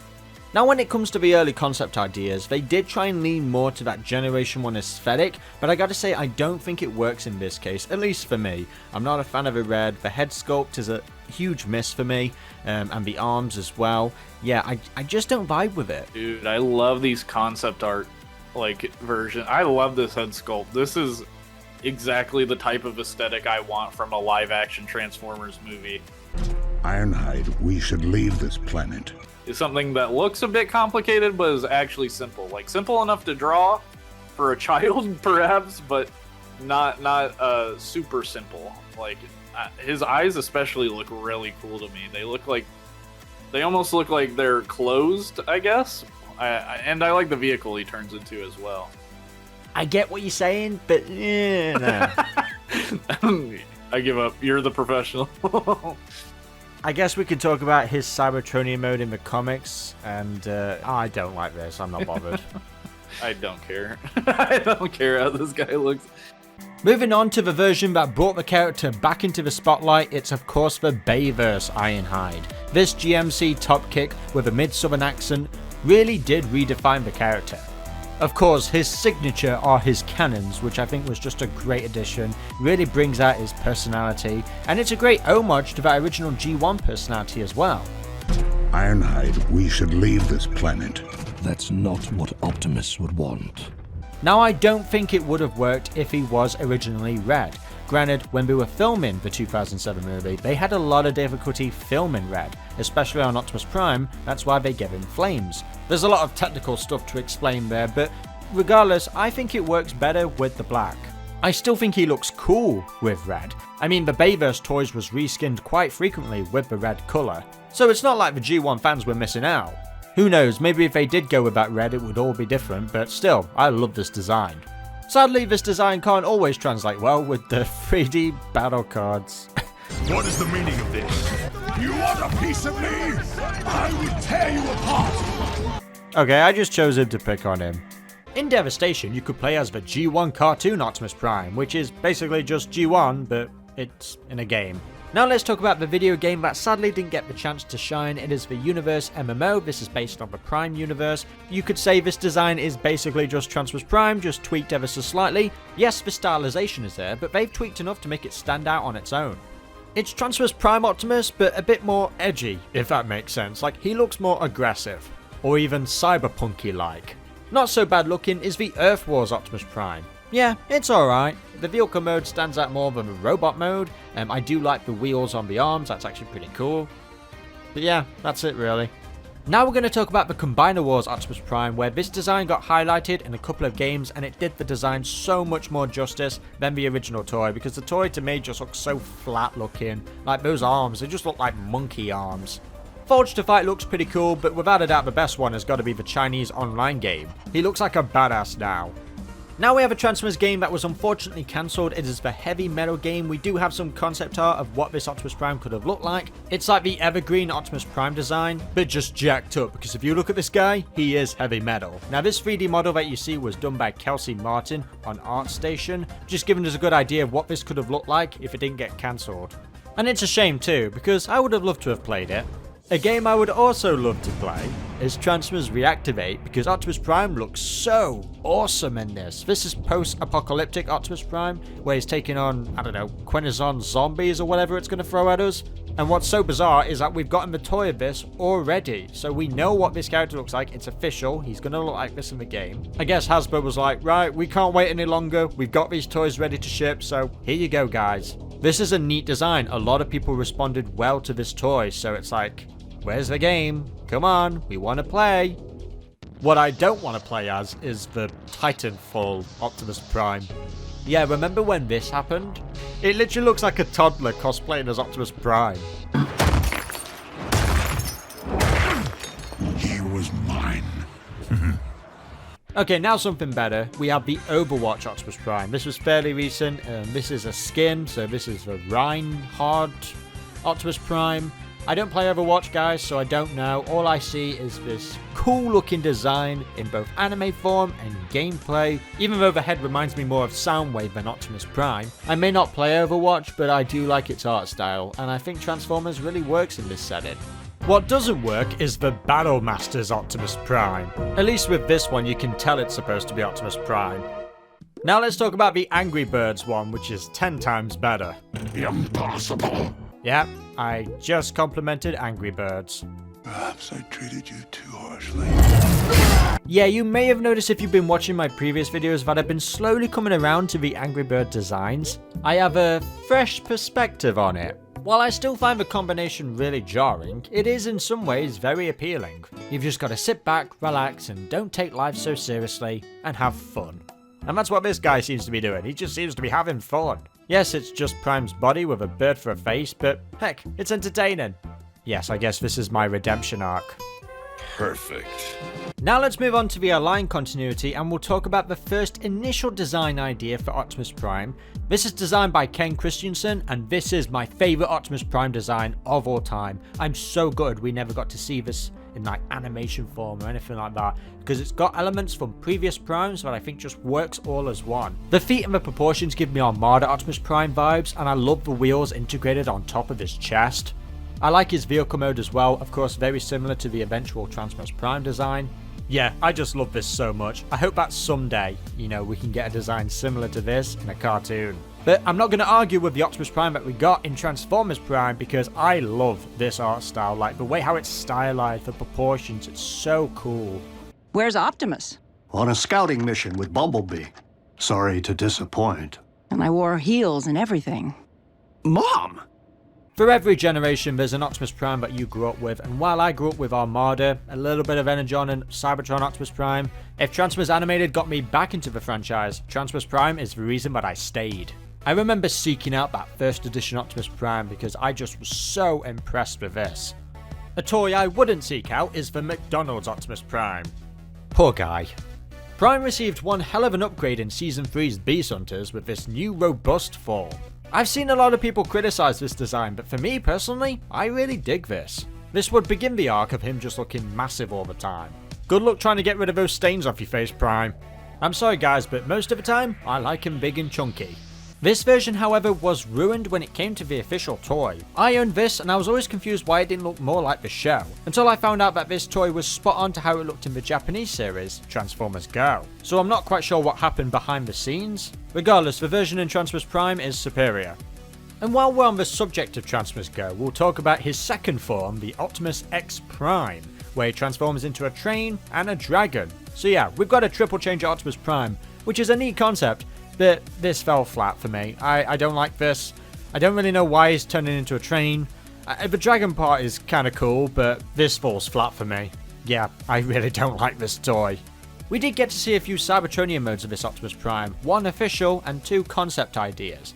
I like the concept ideas more than the final version, but if I had to pick, I'd go with Concept 1.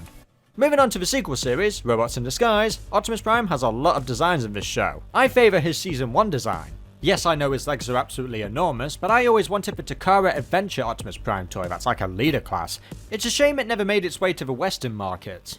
They even made a toy in his Supreme mode where he got upgraded by the Primes, and it's okay, I do like the black and white combination, but his shoulders are so friggin' huge. It looks like he struggles to move around more than he did with his Beast Hunters mode. Towards the end of the series, they got rid of the black and white colour scheme, and you know what, I'm kind of missing it to be honest. Something about the design now feels empty. Autobots, roll! What also feels empty is his Power Surge mode, where he upgrades with a Minicon, and it's fine, it served its purpose in the show, but this feels so gimmicky, where you miss the days of the Unicron trilogy. Accompanied with the RID line are tiny titans, just little tiny figures with a bio card of a G1 style Transformer, and we've got one of Optimus Prime, and yeah, it looks nice. I mean, I wouldn't have liked to have seen this in the show, and it's fine. It reminds me of an adult version of the Rescue Bots Optimus Prime, which serves its purpose as a junior version. He's harmless, he's just trying to educate young kids. I can't imagine anyone being mad at this design, but I can imagine people being mad that he transformed into a T-Rex. He just wanted to know what it'd be like being Grimlock. Is that cool? No, Prime, it's not cool. You've upset the fandom again.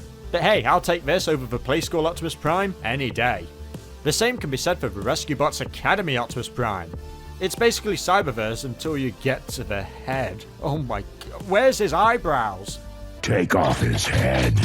I don't want kids growing up thinking Optimus Prime doesn't have eyebrows. Okay, he didn't to begin with, but at least it wasn't jarring. Definitely jarring is the bare brick Optimus Prime. Please, someone shoot it. Not only does he transform into a truck, but he also transforms into a pen. Is this video done yet? No, because we have to talk about the USB Optimus Prime. Insert wisdom into your computer. Definitely no wisdom is the Constructor-Bots Optimus Prime. I've actually complimented a couple of these, but this Optimus Prime one, I just don't like. It looks so ugly looking. Not cool. Not so ugly looking are the Creo Optimus Primes.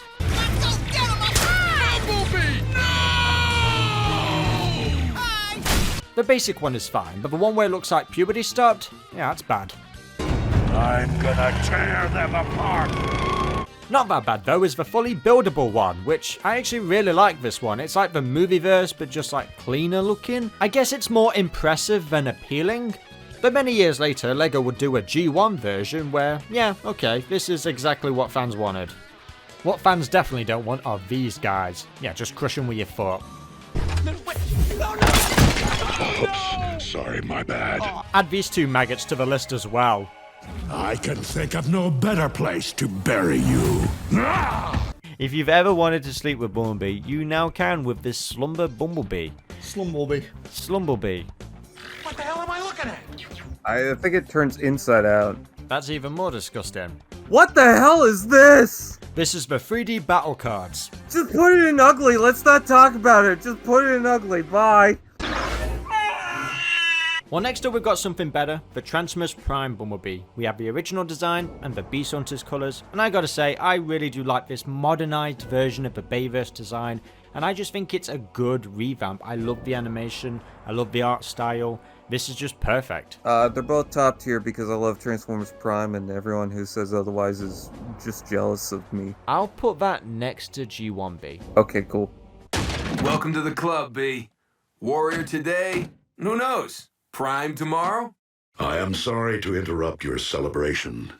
Here it comes. Primes never party. Now, TF Prime Bumblebee had a bunch of toys. He also got a separate Beast Hunters toy, which I'm so glad never made it into the show. I think it looks a little bit better with the black and almost orange colour, but the Dark Energon and the Terracon one, they're okay. I like how Terracon one looks, but it just doesn't look like B in any way, shape or form. I actually don't mind the Beast Hunters toy. I'm sorry. What? I actually have it. I really like it. I would put it higher. It's actually not bad in person. Next up we have Daniel's favourite, the My Little Pony Bumblebee. Dan, settle down. I can see you jumping up and down and spitting up. He's got this on his shelf at home. I've seen it. Got a plushie as well. Yeah. He also made a custom one that's 6 feet tall. Let's also throw in the Mighty Mugs. I prefer the second one because the first one, he just looks so stupid. I kind of like the first one.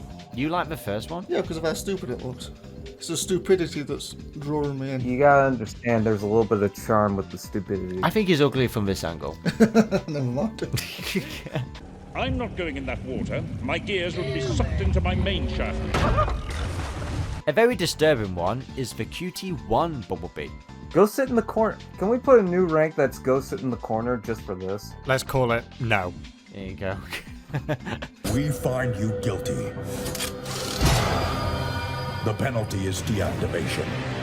All hail Megatron! Next up, we have the sequel to Transformers Prime. We have Robots in Disguise, where Bumblebee got his own show, and he's a bit more beefier, a bit more robust, and this basically embraces his voice. Let's speed and succeed! Well, come on, I mean, you put me on the spot! I do actually really like this design, you know, to be fair. It kind of blends in a bit of the Beast Actually got a neck. Yeah, he's got a neck, he's got a long-ass neck. Love the alt mode. I do not care for the robot mode. When it translates to Transformers Prime, it just looks strange. Too beefy. Wait, no, Strong Arm was just kidding! No! No! It's dark down here! I like the robot design, I'm just not a big fan of the vehicle design. I think he still stings like a bee. Yeah, I'd go with that. Alright, next up. What the hell? And now for the final Bumblebee design from Robots in Disguise. We have the Ultra Bee, where basically his entire team, Daniel in the show, combined and formed Ultra Bee. His head is too small. I don't like it. Yeah, his head's way too small. He's got a very sly smile on his face. I don't like it. Now let's move on to Rescue Bots. We have two designs here. The original pays close homage to the Transformers Prime Bee, whereas Rescue Bots Academy, a sequel to Rescue Bots, is more closely aligned to the Cyberverse/Evergreen Bumblebee design. This was just released at different periods, so Hasbro had already moved on from the aligned continuity. And I like both. I really do like the original for being more simplified, whereas I do like the Academy for going for more detail. I think Academy looks a little more complete. the Rescue Bots just looks like a protoform. But I like that. How you doing, bud? It is great to see you. Yeah. Let's flip it to something disgusting. We have the Machinations. Oh, that's where that's been. Come on! Now this dude is just a menace. He looks horrifying. I would not want to find this guy under my bed. That gives me nightmares. Yeah, no. Next up, we have the Play School Friends Bumblebee. Oh my god. Yeah, if I saw this, I'd kick it. I'd also kick the Funko Pops. Just eyes are burning a hole through my soul. This is like the default thing your family gets you. That's most of my Funko Pops. Everyone's like, hey, you would like this, right? And I'm like, thank you. I'm gonna kill him, B. This is such bullshit. You know what? I'm not giving up. Next up, we have the Creo. We've got the basic bitch Creon. My favourite one out of all of these is the built one. I don't know why, but I've always liked this design. It's kind of like how I feel with Optimus Prime B. It's like taking that Bayverse and simplifying it and making it more cartoony, and it looks so cool. One thing that sucked about these toys was you had to break them apart and then put them back together, which was awesome that they made the Battle Changers version of Bumblebee, but they made it too late, so those transformable Creons just kind of came and went. I say Sting like to be personally. Do you agree with him, Bri? No, ignore Dan. Okay, high up. All of the other miniature ones are just so ugly. The blue one will represent all of them. No, they all messed up. Now let's move on to comics and we'll talk about the War Within, and I really do like this design. I like that they took the vehicle mode of G1 and gave it a robot mode. I really do like the UFO aspect to it. His shoulders look like they're... Are we sure this isn't sea spray? I guess that's the only negative. It is very similar to both Cosmos and Sea Spray. And chunky ass legs. I gotta agree with Dan, he has chunky ass legs. Moving on to Hearts of Steel, and I think this is pretty adorable. We love B as a train.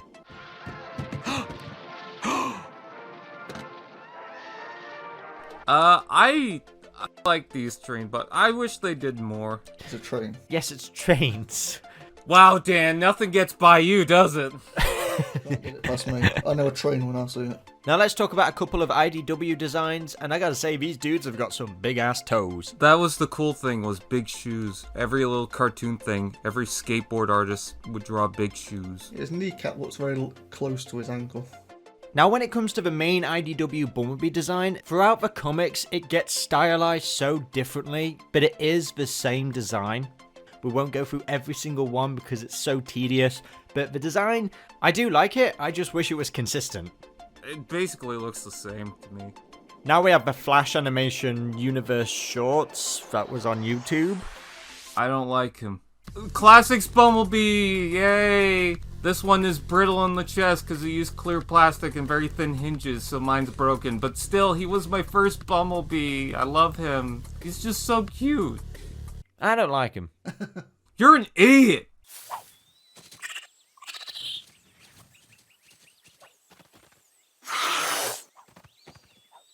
I don't like the white stripes. I think he's got a bit of a cooler vibe to him. No. He was fun. You don't like fun. You can't handle the truth. I do not want you going to that drive-in theater anymore.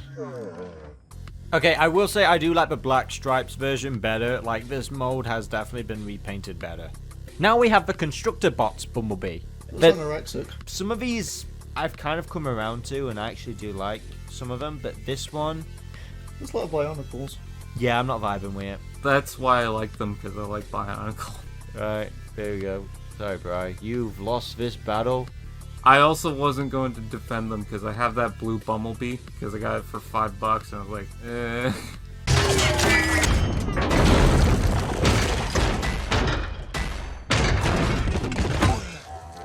If you thought it couldn't get any worse. Yeah, so we have the Battle Masters Bumblebee. This is all that stands between me and the All-Star? Next up is Shattered Glass, the evil Autobot Jazz. This was part of BotCon's 2008 exclusive box set of 5 figures, and this is just a retool of Cybertron Crosswire, with a brand new head and colour scheme, with Martini being placed with Massacre. That's a pretty funny touch. Yeah, I mean, as far as retools go, this is a pretty good one. I only wish that the colours were extremely different, like it's basically just G1 Jazz with streaks of purple. I wanted more purple, should have had purple instead of white. Right, let's throw in a random one here. We got Funko Pop Jazz. He's pretty funk. I like to pop his head off. Faces, this time you just ain't gonna win!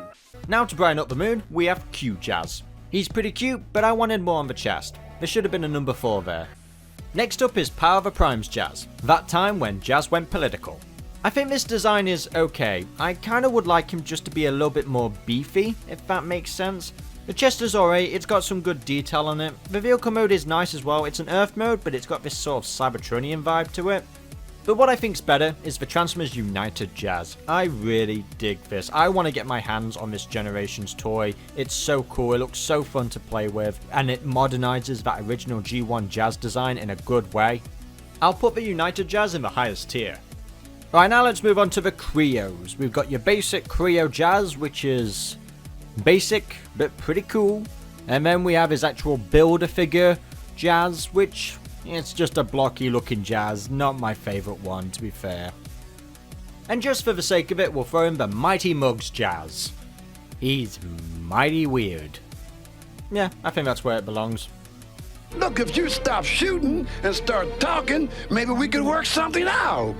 Alright, now let's talk about the line continuity. We have the Covenant of Primus / initial design for Jazz. This is a good idea of what he could have potentially looked like if he appeared in Transformers Prime, and I dig this design. We were robbed once again of another great design that wasn't ever made into a toy, or better yet, being in a show. I would have loved for Jazz to show up in Transformers Prime, and this would have been just the perfect design for it, at least the basis for it. Of course, these initial designs get changed for certain art styles and stuff, like Prime had a very unique art style, but this is very similar in that vein. It's a combination of Fawlor Cybertron and obviously everything we've known from Jazz up to this point, and yeah, I like it. I think it's a really cool design, and it's a shame we never got to see this in toy form, or in the show.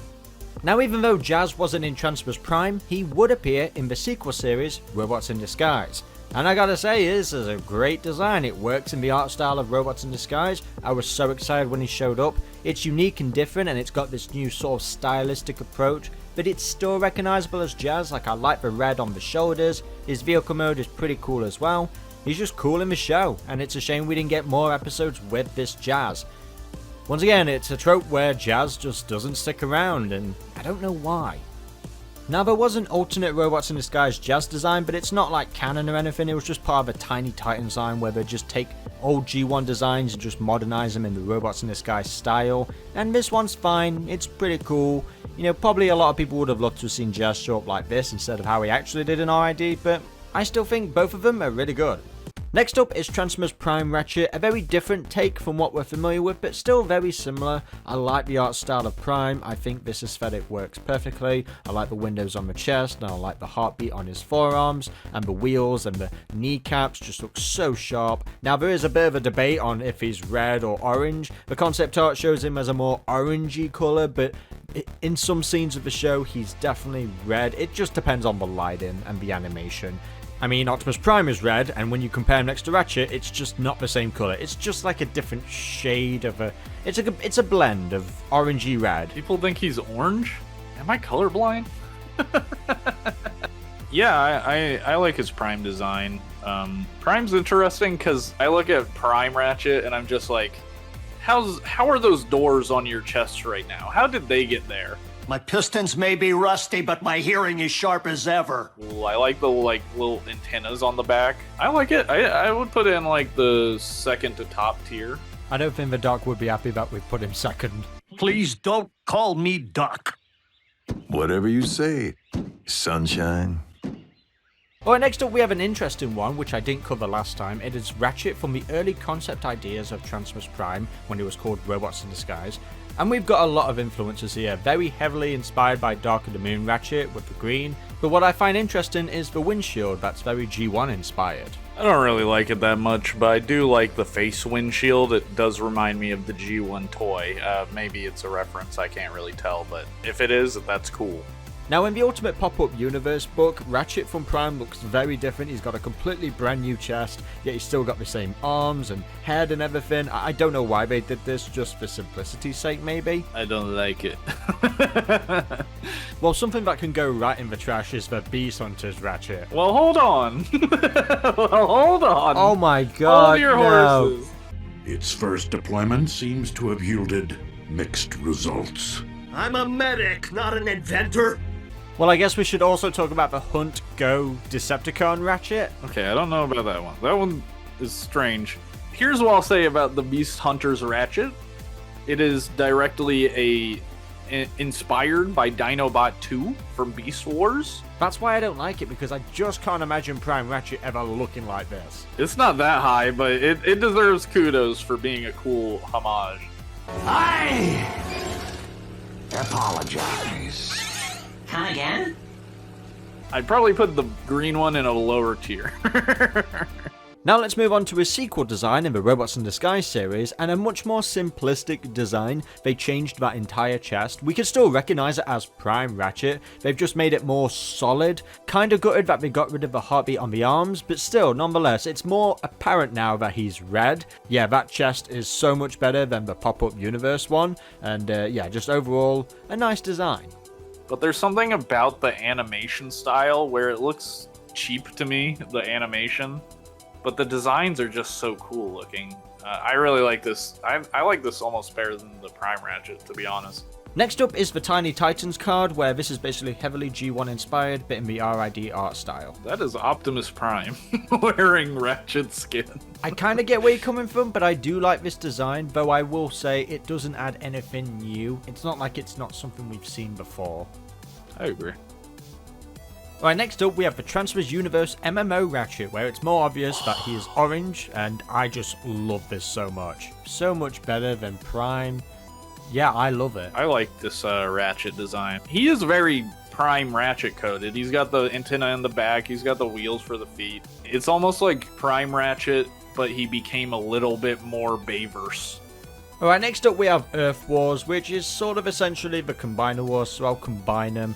I really don't like this design, it's just a bit jarring. It's like a worse version of that Tiny Titans that we just saw. I really don't like the Earth Wars designs. Ratchet? Go away. A much better design is Forge-Defy. I like the bulkiness, I like the vehicle mode, I also like the chest area, just looks really cool, a much more updated, modern G1 Ratchet. Yeah, I like that Ratchet more. I like the bulkier look for him. His alt mode is just red alerts from Armadas. I actually owned this. Bruh. I don't know why. I think my mum got it me because she felt sorry for me. In person, it was always pretty good. I'll take your word for it. I think it looks like crap. And the thing I hate about these is that you have to rebuild them into the vehicle mode. They can't just transform. Death to all of them. What's wrong with you humans? No way you want to put it there. There's no way you want to put it there. Where would you put it? I'll put it there. I'll put it there. I'll put Okay. it there. Now, we was robbed when it comes to the Transformers Prime concept idea of Ironhide. Ken Christensen created such a great adaptation of the Bayverse and G1. This is just a great combination. You know, it's taking inspiration from, of course, animated Season 4 ideas, but it's just adapting it with that Prime style, and I will never forgive Hasbro their excuse for not having Ironhide in the show, saying that because of his death in Dark of the Moon, they didn't want to confuse kids by having him in Prime. Where's the logic in that? I mean, I love Bulkhead in Transformers Prime, he's a great version of a character, but I would have traded him with Ironhide any day, or at least have both at the same time. I mean, they did kinda make up for it by giving us the deluxe toy, which does not do justice to that design. Yeah, this is not great, but heck, at least it was made, you know? I just wish it was a Voyager class. And if the teasing wasn't bad enough, we was robbed of another Transformers Prime Ironhide with the Universe MMO game. I mean, look at this. This is just French kiss, incredible. I could imagine Ironhide looking like this as well in the show. I do prefer the concept art a lot more, but this is still badass. Now when it comes to the sequel series, Robots in Disguise, we got a wanted card. And we didn't get a really good look at the design, so let's move on to the video game version where it's just G1 but bulked up. I mean, it looks fine, but nothing to write home about. Same goes for the Constructor Bots Ironhide, where, yeah, this doesn't work. Not a fan of this. Punk. Class dismissed. And do we even have to begin to explain these guys? We know they're terrible. I think I'm going to start excluding them from the tier lists. Well, I'm tired of sucking their vapor trail. I'll stop them. But heck, at least the Creo versions look pretty cool. His base version anyway. This... I don't know. Don't worry, we'll get him. Ironhide! What does make me smile is the Angry Birds Ironhide. This is... finally, just something to cheer me up. He's just happy to be alive. I think anyway. He's definitely not. This is just Ratchet, painted red. This is supposed to be Cyberverse. That was for Ratchet. And this is for me! Okay, do I have to talk about Fortnite? Rise of the Beast, Optimus Prime? That's all it is. It's just Rise of the Beast, Optimus Prime, but it looks like a dude's just got a really good costume on. I mean, my sister worked hard to get this unlocked for me just to play it for a couple of hours, so it's worth a mention. But I'm hoping with the sequel, the Transformers and G.I. Joe movie, they take the concept designs for Rise of the Beast and make them part of this film. Like, look at this concept art here. Look how buff and bulky Optimus Prime is. This is what fans were expecting, something different. And we actually got a toy of this as well, so this was almost close to being the Rise of the Beast Optimus Prime, but it was just changed last minute, I assume. But regardless, this looks cool. This is something I want to see. I want a bit more robustness to my Optimus Prime. Just don't always overdo it. One of the main concept artists for Bayverse was Josh Nizzi, and he came up with several different ideas of a live-action Optimus Prime. And these are just incredible. It's really hard to pick which one you like to see in the movies. I'd just like to see all of them in the movies. He came up with more jacked up versions of Optimus Prime, with the superior Optimus Prime looking so dope. And then we have his Power Master Optimus Prime, which puts Jet Optimus to shame. And we've got more statues on the way, with premium collectibles just basically taking Bumblebee Optimus and just injecting him with some steroids. A lot more cleaner of a design, and actually something I'd like to see in the movies at some point. But that's a problem with us Transformers fans, we're just too greedy. Now let's talk about the Evergreen and Cyberverse design. We briefly talked about this with Rescue Bots Academy. Those proportions were so crazy here, but these are just right. This is Hasbro's sort of like standard design of Optimus Prime. You see this a lot in marketing and promotional stuff. But yeah, I like it, it's cool. He's also got some sweet moves.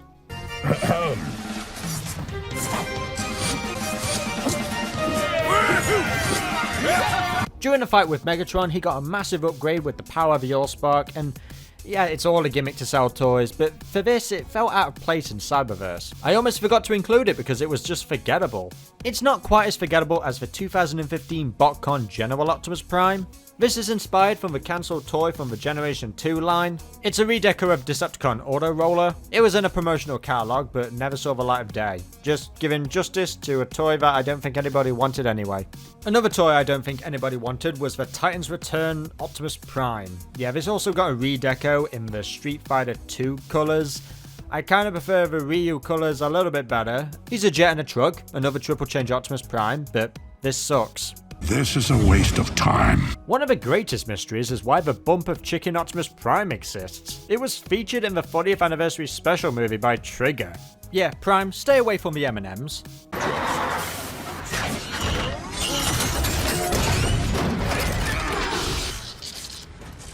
Moving on to Netflix's War for Cybertron trilogy, we have this Cybertronian mode in Siege, and I'm just not vibing with this, guys. I mean, for me, we've just had so many unique Cybertronian modes.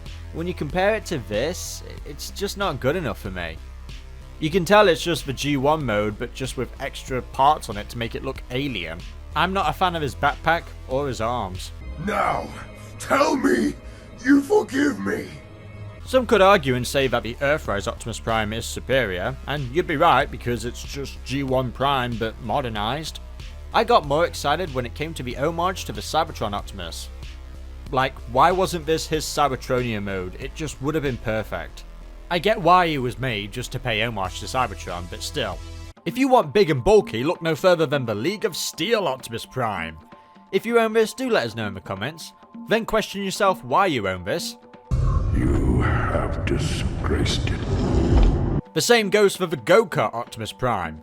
when scanning in alt mode goes terribly wrong. No! At least he got it right when it came to the Earthspark Optimus Prime, right? Laugh, then cool pose. Oh. Ha ha ha! Okay, I have a love-hate relationship with this design. When I first saw it, I was completely taken aback by it. I was like, wow, this looks kind of jarring. Those rib cages. You humans have a saying. When life gives you lemonade, make lemons.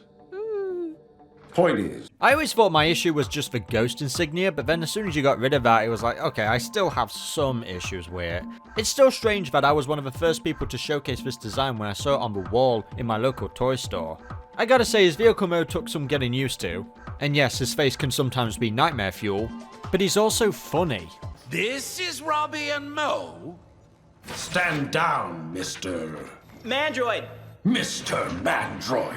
That's not my... What made me like this design over time was actually seeing it in action. I think it's just based on certain angles and just the way how it's animated. But hey, at least you can have him on your finger. Ugh. I find it best to simply nod and mobilize. Or you can have him on your wrist. Yeah, Optimus Prime, please tell me the time. They made a whole trailer for this. I should have known better than to rely on humans. Okay, we need something good. We have the Flame Toys Optimus Prime. These look cool. Yeah, I don't care if they don't transform. It's so anime-like. I love it. Before we talk about Orion Pax and Transformers One, let's look back at the previous Orion Pax designs. And you really can't get an Orion Pax design wrong. The only one that I don't really like is perhaps the Titan's Return one, mostly because that's a remold of Cup.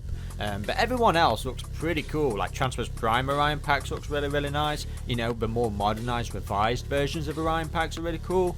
I liked how it looked in Generation 1, you know. Like I said, you can't get an Orion Pax design wrong, unless if you're Titan's Return. Yesterday's model, ready for the scrap heap. Now let's talk about Orion Pax in Transformers One. We'll start off in his cogless state, which we see him for a majority of the film. It's fine, it serves its purpose, you know, it's supposed to show this emptiness about the character, still wanting more from life, and I think the design really captures that very well, especially his face, a very young Prime. But when he does get his cog, he transforms into a great design, you know, this really does show the development of his character.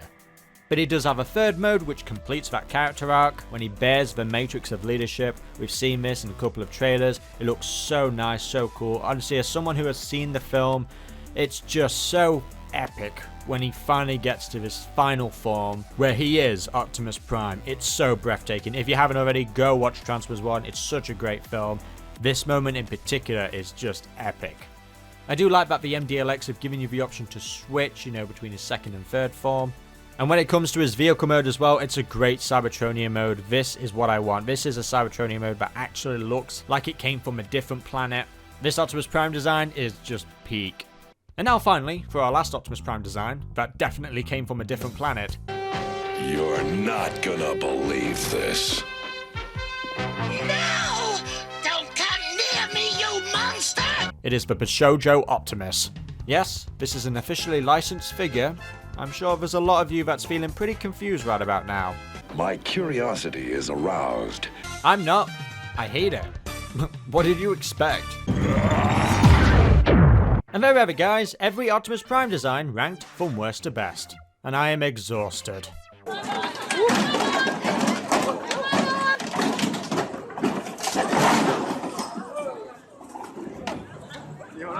If I had to go for a favourite, I guess High Moon's War for Cybertron or the Covenant of Primus. But I like all the Primes in the top row. But let me know your favourite Optimus Prime design in the comment section below. Carrying on with video games, we have the Forged to Fight Bumblebee. And I gotta say, yeah, it's kind of cool. Yeah. Yeah. It's cool. Guys, can we get a yeah? Yeah, we got a yeah. I guess Sting Like a Bee, yeah. Is it Sting Like a Bee? Yeah. Do you think yeah? I definitely prefer it over the movie version in Forged to Fight. It looks like you put Bumblebee in a custom character video game thing and then just inflated his torso and lower legs. And he's got no eyebrows. It's like his head is just empty in there. Then we have Earth Wars Bumblebee, which I'm not feeling either. I actually don't mind the look of this, but I get it. It looks like he's got suspenders with the black stripes. Well, I do declare I am Bumblebee. I'm going to run for mayor. Now let's move on to Transformers Devastation. Now, Transformers Devastation Bumblebee is that original G1 Bumblebee design, but you'll notice, Daniel, his feet are different. Because still doesn't have toes. They're supposed to be a modern, just a modern looking car in general. Actually, the car kind of looks like that classics Bumblebee again. I gotta admit, that pissed me off. Really annoyed me. I bet there was some sort of copyright infringement that they couldn't use the Beetle for some reason. Where is everyone? Now we have the cancelled Transformers Universe MMO game. This is their version of Bumblebee, of course in the style of Transformers Prime. And this is like a good alternative if you didn't like that original B design. I love the wheels and the arms. I like the shape in general. It looks a little more curvy, a little more sexy.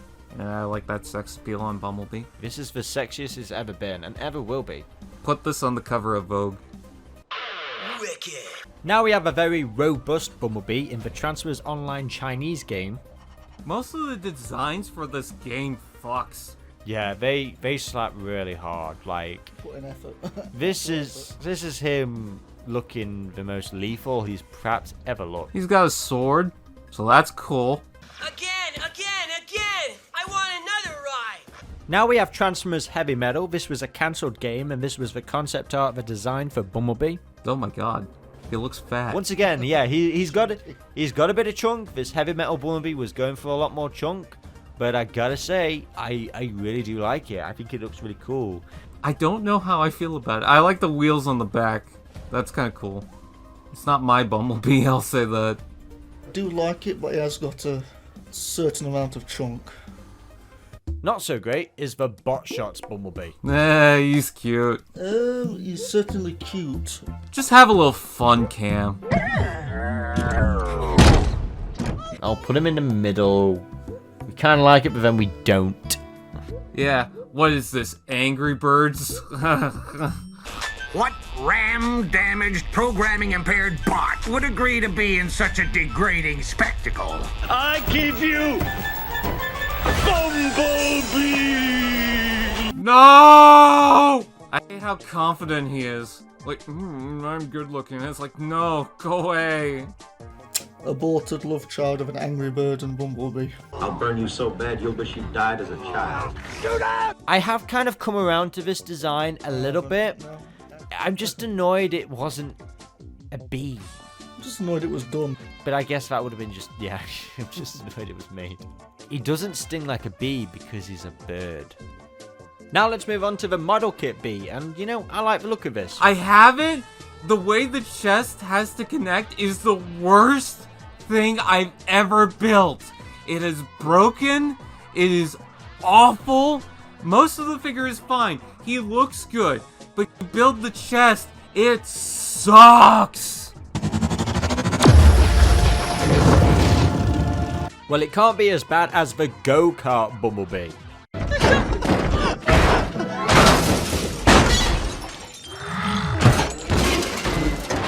This is just pure torture. This is go-kart Bumblebee. Look at his face. He's so traumatized. Yeah, he's living in hell right now. I want to drive a motorized scooter that looks like Bumblebee. I'm gonna get all the bitches. Now we have the Evergreen and Cyberverse design. Very slightly different in designs, but they're basically the same. I like this sort of modernized version of Bumblebee. They are Bumblebee. That looks like the face of a king. No, that's a horse. Ah, scrap. But I will say I don't like the armored up Bumblebee. It's ugly. A gimmick. Yeah. They slapped a submarine on it. How does that make any sense? It's a fidget spinner. It's everything you've always wanted, Daniel. I hate his face. That face would keep me up at night. Cam, can we put up a comparison between this and MODOK from Ant-Man? Stop laughing at my face! Rude. Also gross is the Hero Mashers Bumblebee. His proportions are so freaky. Why is he so freaky? He's just mad because he came up a little short. Okay, now you're doing it on purpose! Another thing that deserves to die is the football Bumblebee. Who was this for? I don't know a single person who owns these. You are a traitor to Cybertron and are hereby sentenced to death. Well, I also don't know a single person that owns the Bat Bumblebee. Well, so we got here. Who owns the Bumblebee? I don't even know what I'm looking at. What's this from? I don't know. Now we have Bear Brick, where Bumblebee is a bear. Sounds a furry. This one could die. You are nothing! Now let's go back to the live action movies, and we'll talk about the Travis Knight Bumblebee from the movie Bumblebee. We'll start off with his Cybertronian mode. Now throughout the franchise, he's shared the same mold with Cliffjumper, and I gotta say, I prefer this design on Cliffjumper, not really so much B. It's just too similar to his Earth mode. The chest is like the only major difference. I kind of like how round it is. We know the Earth mode came first, then they came up with the Cybertronian mode, and it just feels so bland. Do you think higher or fine? Oh, not that high. Yeah, okay, that's fine. No. The only reason I say that is because I think the Jeep version of Bumblebee, despite how brief it was in the film, I think it looks really cool and 10 times better. Way better than the World War II one. Yeah, you'd think he wouldn't work as a Jeep because it's too square, but no, it works fine. I think the best part is the round headlights. So, the Bumblebee movie had a prequel, where Bumblebee was around much longer than the 80s, and we have him in a sort of James Bond looking vehicle mode. More like an Aston Martin, yeah. Yeah, I mean, it's kind of cool, don't get me wrong, I do kind of dig it. I like the head design a lot more because it's a lot more faithful to the original head design from the G1 cartoon. I kind of like the chest and how that folds down. Kind of looks like he's got a little bow tie. Of course, in top tier has to be the main Earth mode of Bumblebee. Yep. Basically took Bay vs. B, compressed him, make him a bit more solid so it's less confusing to sort of look at. And I think it works. They just nailed that design perfectly. They also gave him shoes. He hasn't got toes, but at least he's got shoes. Yeah, we love nostalgia and we're never going to leave it alone. Don't call it a comeback! I have come here to kick ass. Technically, Bumblebee was in a Camaro at the end of B-movie, but he's basically the same with what we got in Rise of the Beast. He's got a lot more muscle to that Camaro mode than originally in 2007.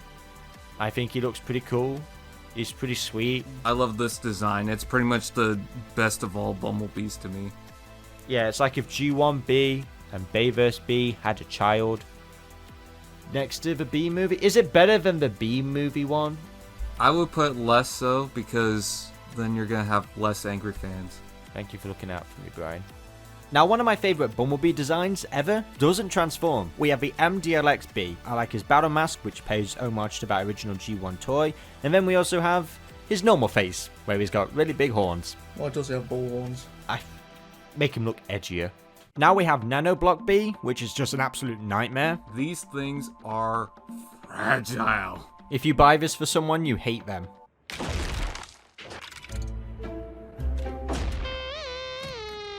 No problem. Okay, well, Daniel, I know you're a big fan of this McDonald's fries Bumblebee. Yes!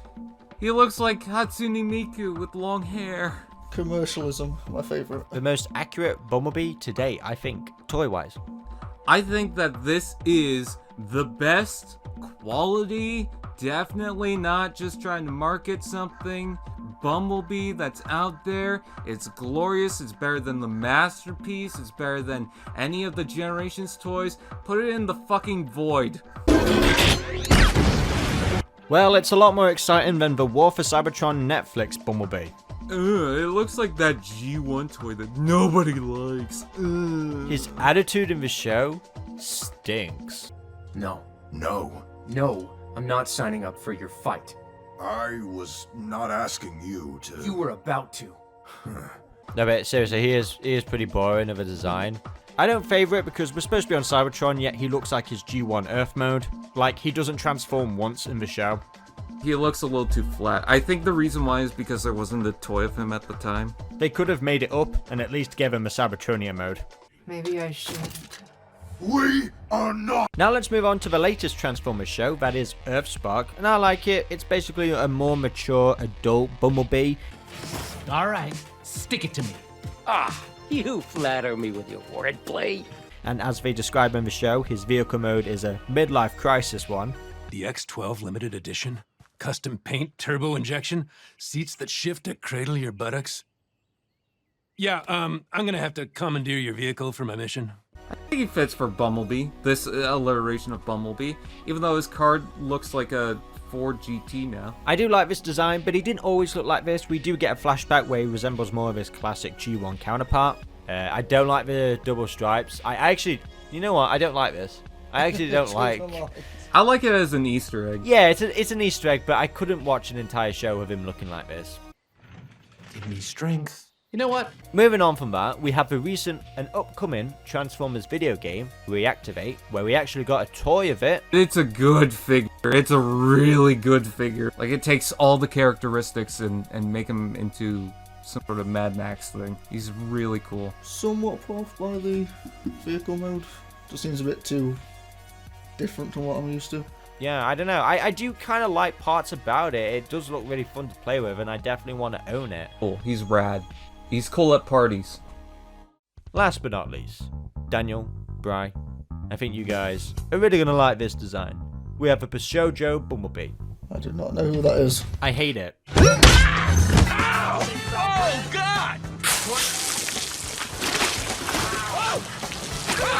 Sure, there's probably a dozen men out there that are confused right now. I'm not confused. The world makes sense right now. I don't know, it's cute. But it's just not stuff that I'm into. Just not these figures in particular. I like that the shoes are the Beetle. This is just kind of an insult. If a girl walked up to me looking like this, I would immediately order her to go to Hot Topic. You think these little chains can hold up? Now it's time to talk about B-127 in Transformers One, also known as... Badassatron. Voiced by Keegan-Michael Key, and to me, his no-cog mode is bland and boring, like it's supposed to be.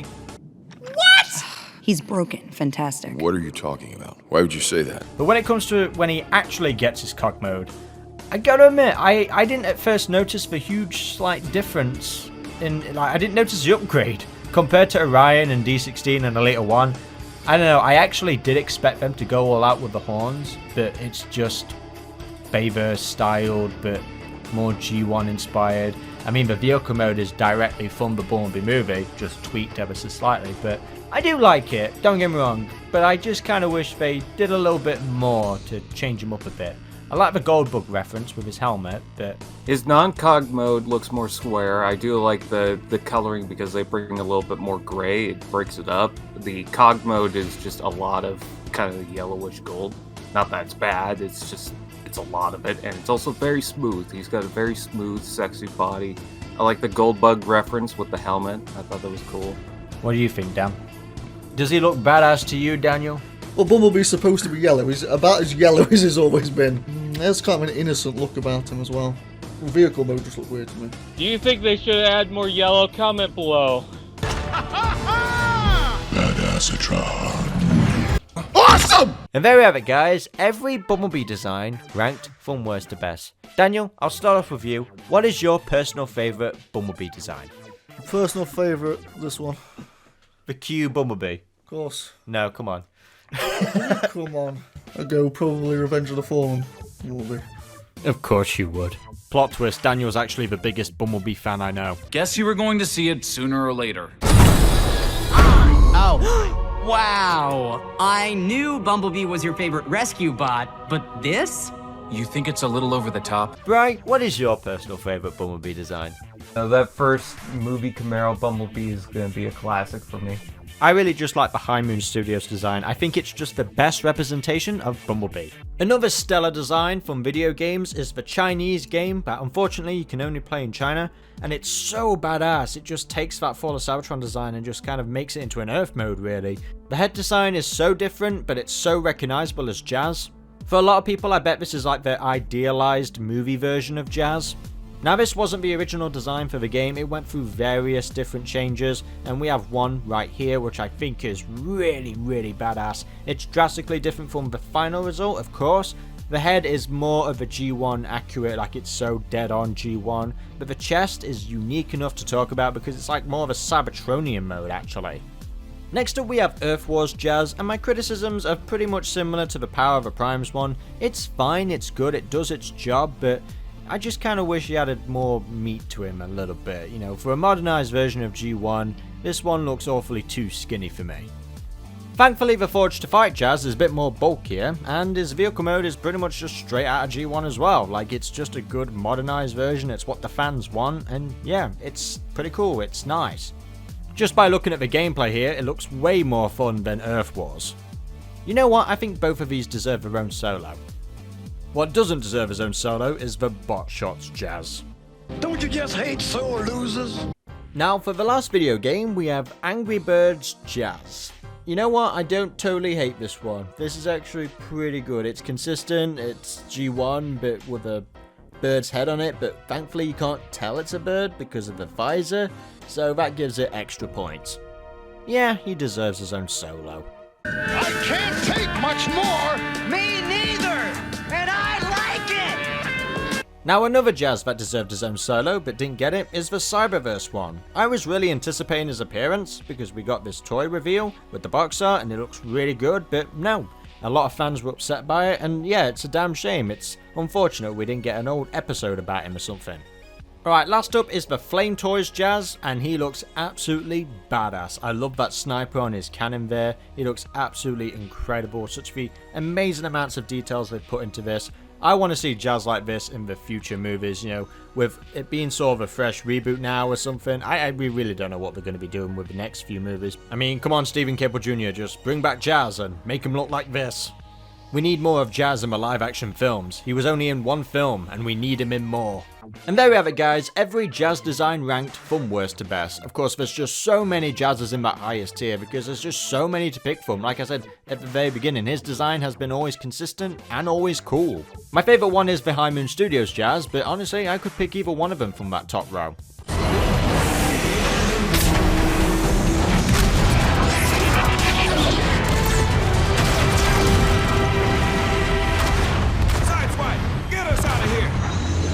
Alright, next up is one of my favourite Ratchet designs. It's the More Than Meets the Eye IDW Ratchet, and I just think this is fantastic. I love the detail around this. It's so insane, but I just love that head sculpt. My only problem with the comics is that I don't want to say overly designed, but they've got a lot of elements to them. Yeah, there's so many moving parts. Yeah, when I'm reading the comic books, I have a hard time deciphering what is what.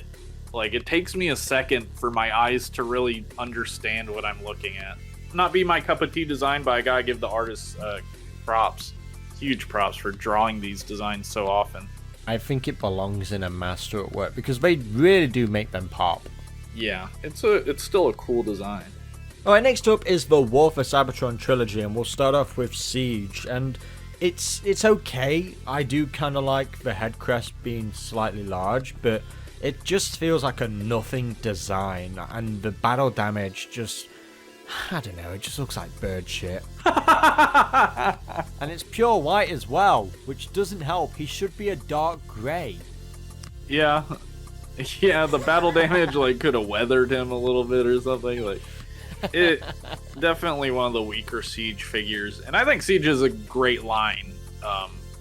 But I think this is definitely one of the weaker ones for sure. I guess I feel the same about the Earthrise version and the Shattered Glass. I just don't like the hood being part of a shield. If they did something more creative, then I would like it. But yeah, I mean, it's just nothing. Yeah, it's not an amazing weapon. It's just pointy. This compared to 86 Ratchet is it's dog ass. So yeah, we put it in a low tier. Alright, next up is Evergreen, and I don't vibe with this design. The way how it's laid out here does not make it look good. It looks a lot cleaner in Cyberverse, and yeah, I really don't like that torso. So many lines, it's Evergreen. Why wouldn't you simplify it? Why you gotta add all this bullshit? Hey, Ratchet, up top. Down low? Alright, next up we have Cyberverse and Rescue Bots Academy, and I really like this design, a much more cleaner version of that Evergreen. I like the proportions, I like how it's done in 2D and 3D, and I like the wheels being on the back like that. Yeah, overall, a nice design. I do like this a lot more than Evergreen. It's probably a tier above Evergreen for me.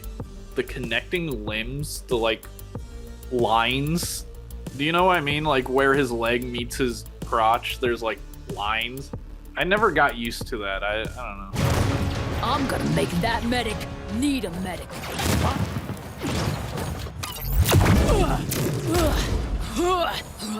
Come back during visiting hours, you big scrud.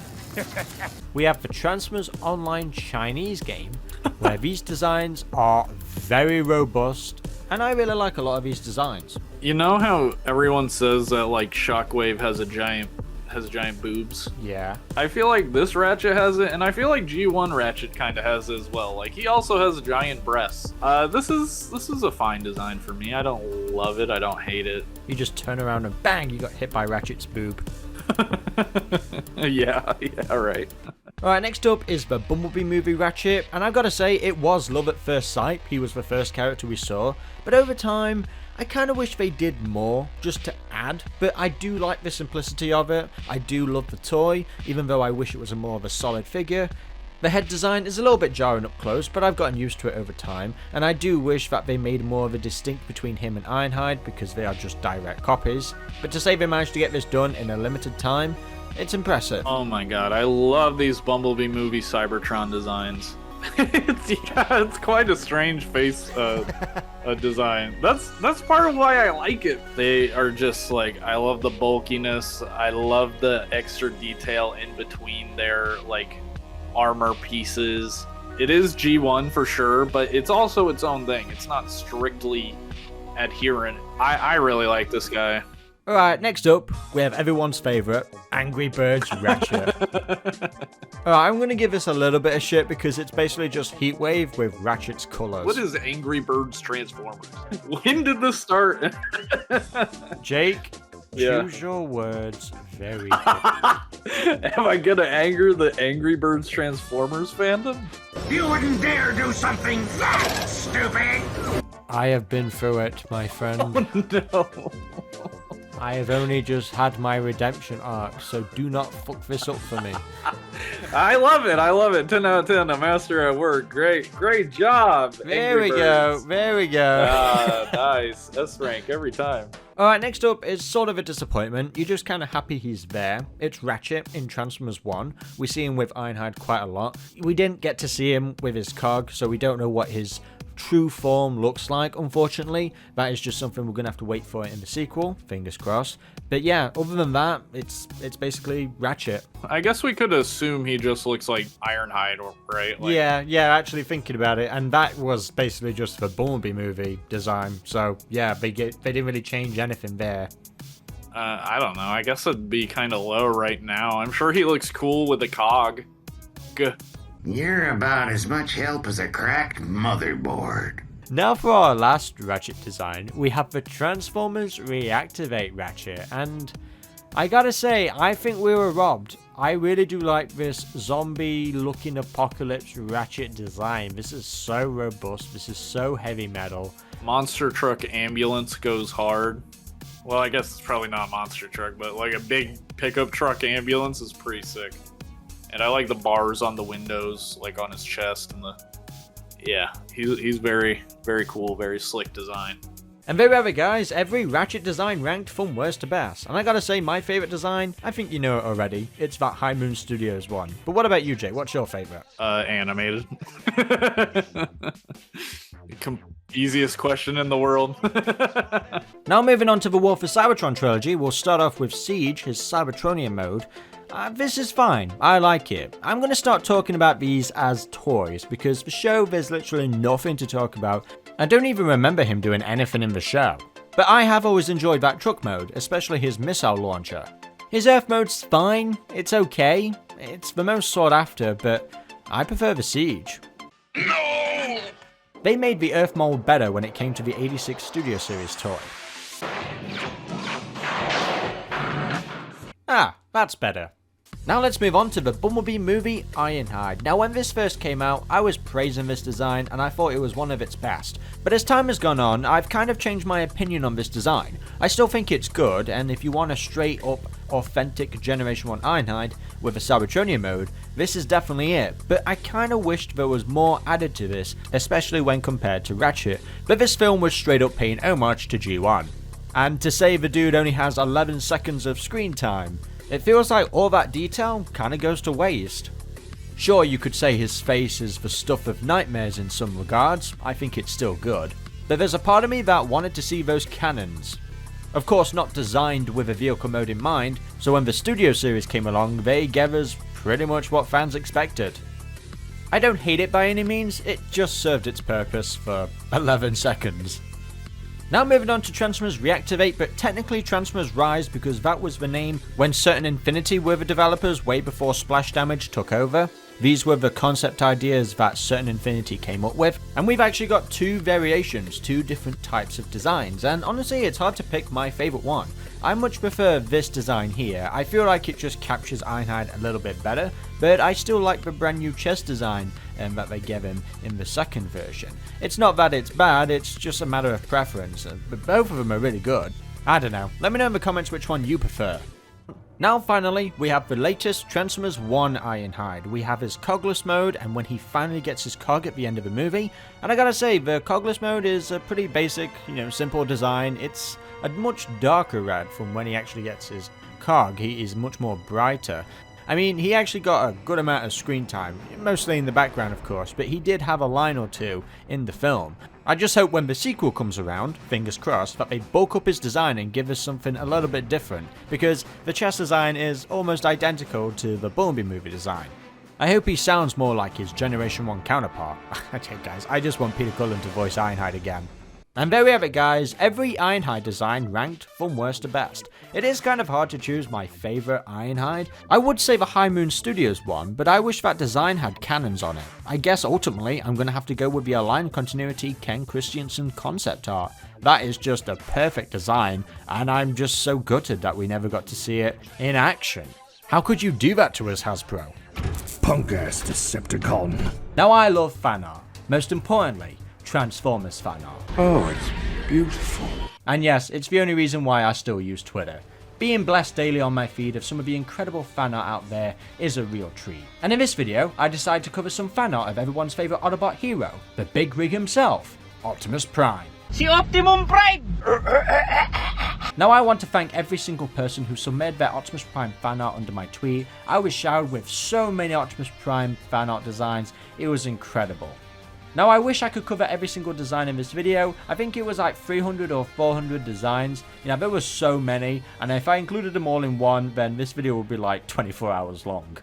For those wondering, this is not a ranking video. To me, every fan art in this video is in a league of their own. They deserve their own tier because they're all fantastic, and I think that's how fan art should be celebrated. Don't tell us about it, just do it.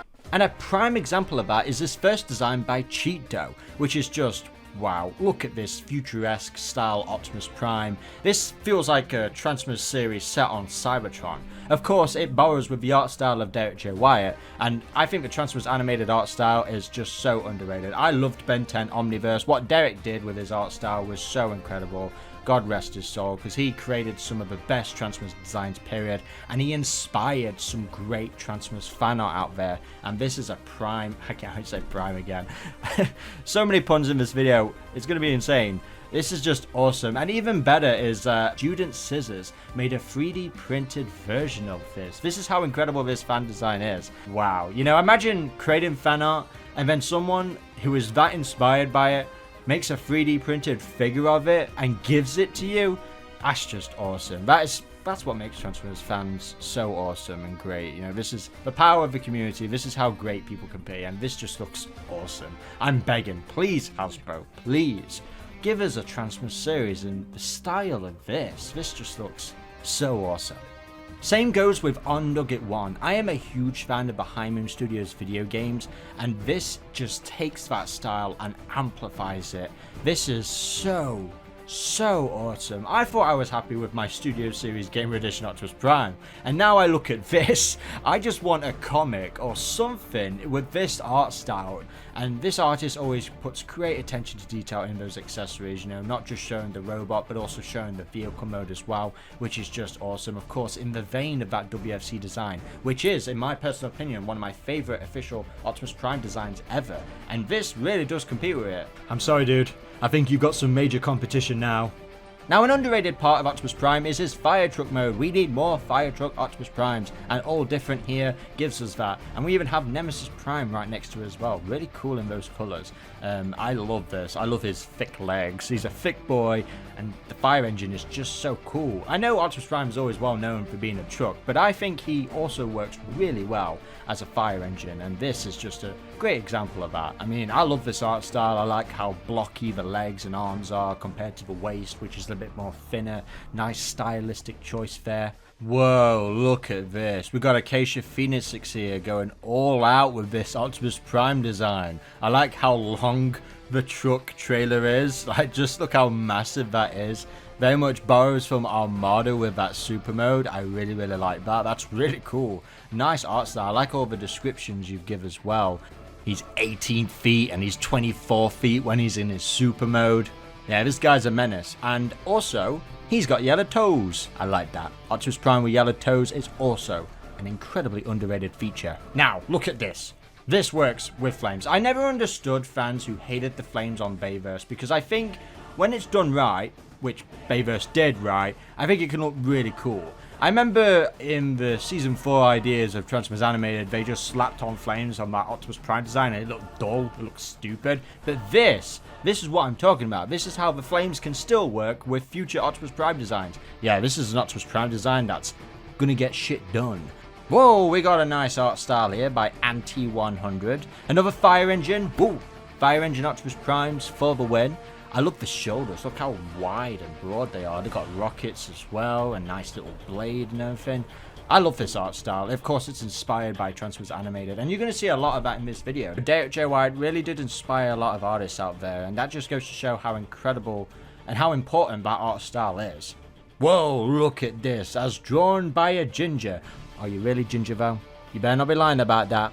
I really love the bulkiness, and that Autobot insignia slapped right across that shoulder is really cool. And you got a little Bumblebee as well. She looks really cute, really adorable. I like that you did a little size comparison as well. This is also a fire truck. Fire truck Optimus Primes, man. I mean, this is a cool looking fire truck as well. I can see that definitely applying to this, and you can just see the stripes that would work so well with this. These are the kind of Optimus Prime designs that are so kind of radically different, but they work because you can still recognize as the character. And yeah, this is just wow. Can we just get an anime in the future with this art style, please? Hasbro, please listen. Oh, we got another cool one here. I like this one by changing his tuba. Wow, we got all sorts of different stuff here. His grappling line, his fighting foam. Gotta love Optimus Prime with a foam. Much as you'd love to give me a face full of foam. Fire axe. I like how it's actually shaped like an actual fire axe as well. I like how you've done an evolution as well from Orion Pax all the way up to Optimus Prime. And his shoulders are just like, whoa! Whoosh, they're just extending like crazy. Whoa, damn. Chirino, you really gave Optimus Prime a hell of a booty. I like that. I like that. And fire engine, it's also a bonus. But then at the same time, I like the face, because the face to me, that's what stood out to me first. It wasn't the thick area. It was actually the face and the chest, because I think it looks really cool. All of this is cool. I like how he's got the circles on his legs as well. That's nice. But his face reminds me, of course, from WFC. And his chest reminds me of RID 2015, just a little bit. Yeah, I really like this. I like this design a lot. Really cool. You always do great, fantastic artwork, and it's incredible. Whoa, we got Compacula here, and this Optimus Prime's got a bunch of sparkle going off here. I love this so much. So anime-esque, I love it. This is Star Optimus, and he's definitely a star. I mean, he's got stars written all over him. That chest as well is really nice. Nice art style. I'm going to repeat myself a lot, but yeah, this deserves its own TV series. Or at least, Hasbro, make a comic. Please, make a comic out of this. Whoa, we got a combination of almost every live-action Optimus Prime design here. This is by Chris Top. Age of Extinction Optimus Prime with the Rise of the Beast, the Bumblebee movie. Yeah, this is actually really cool. I mean, come on, Paramount. If you wanted to make both sides of the fandom happy, then that would have been your best bet. That would have been the best way to have done it. Whoa, look at this. Optimus Prime just went full-on Hellboy. This is by Dead End 17J.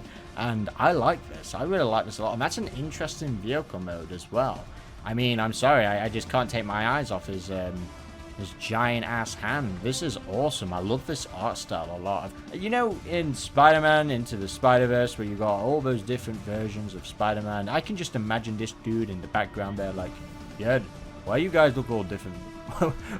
Why am I the only one with a giant ass hand here?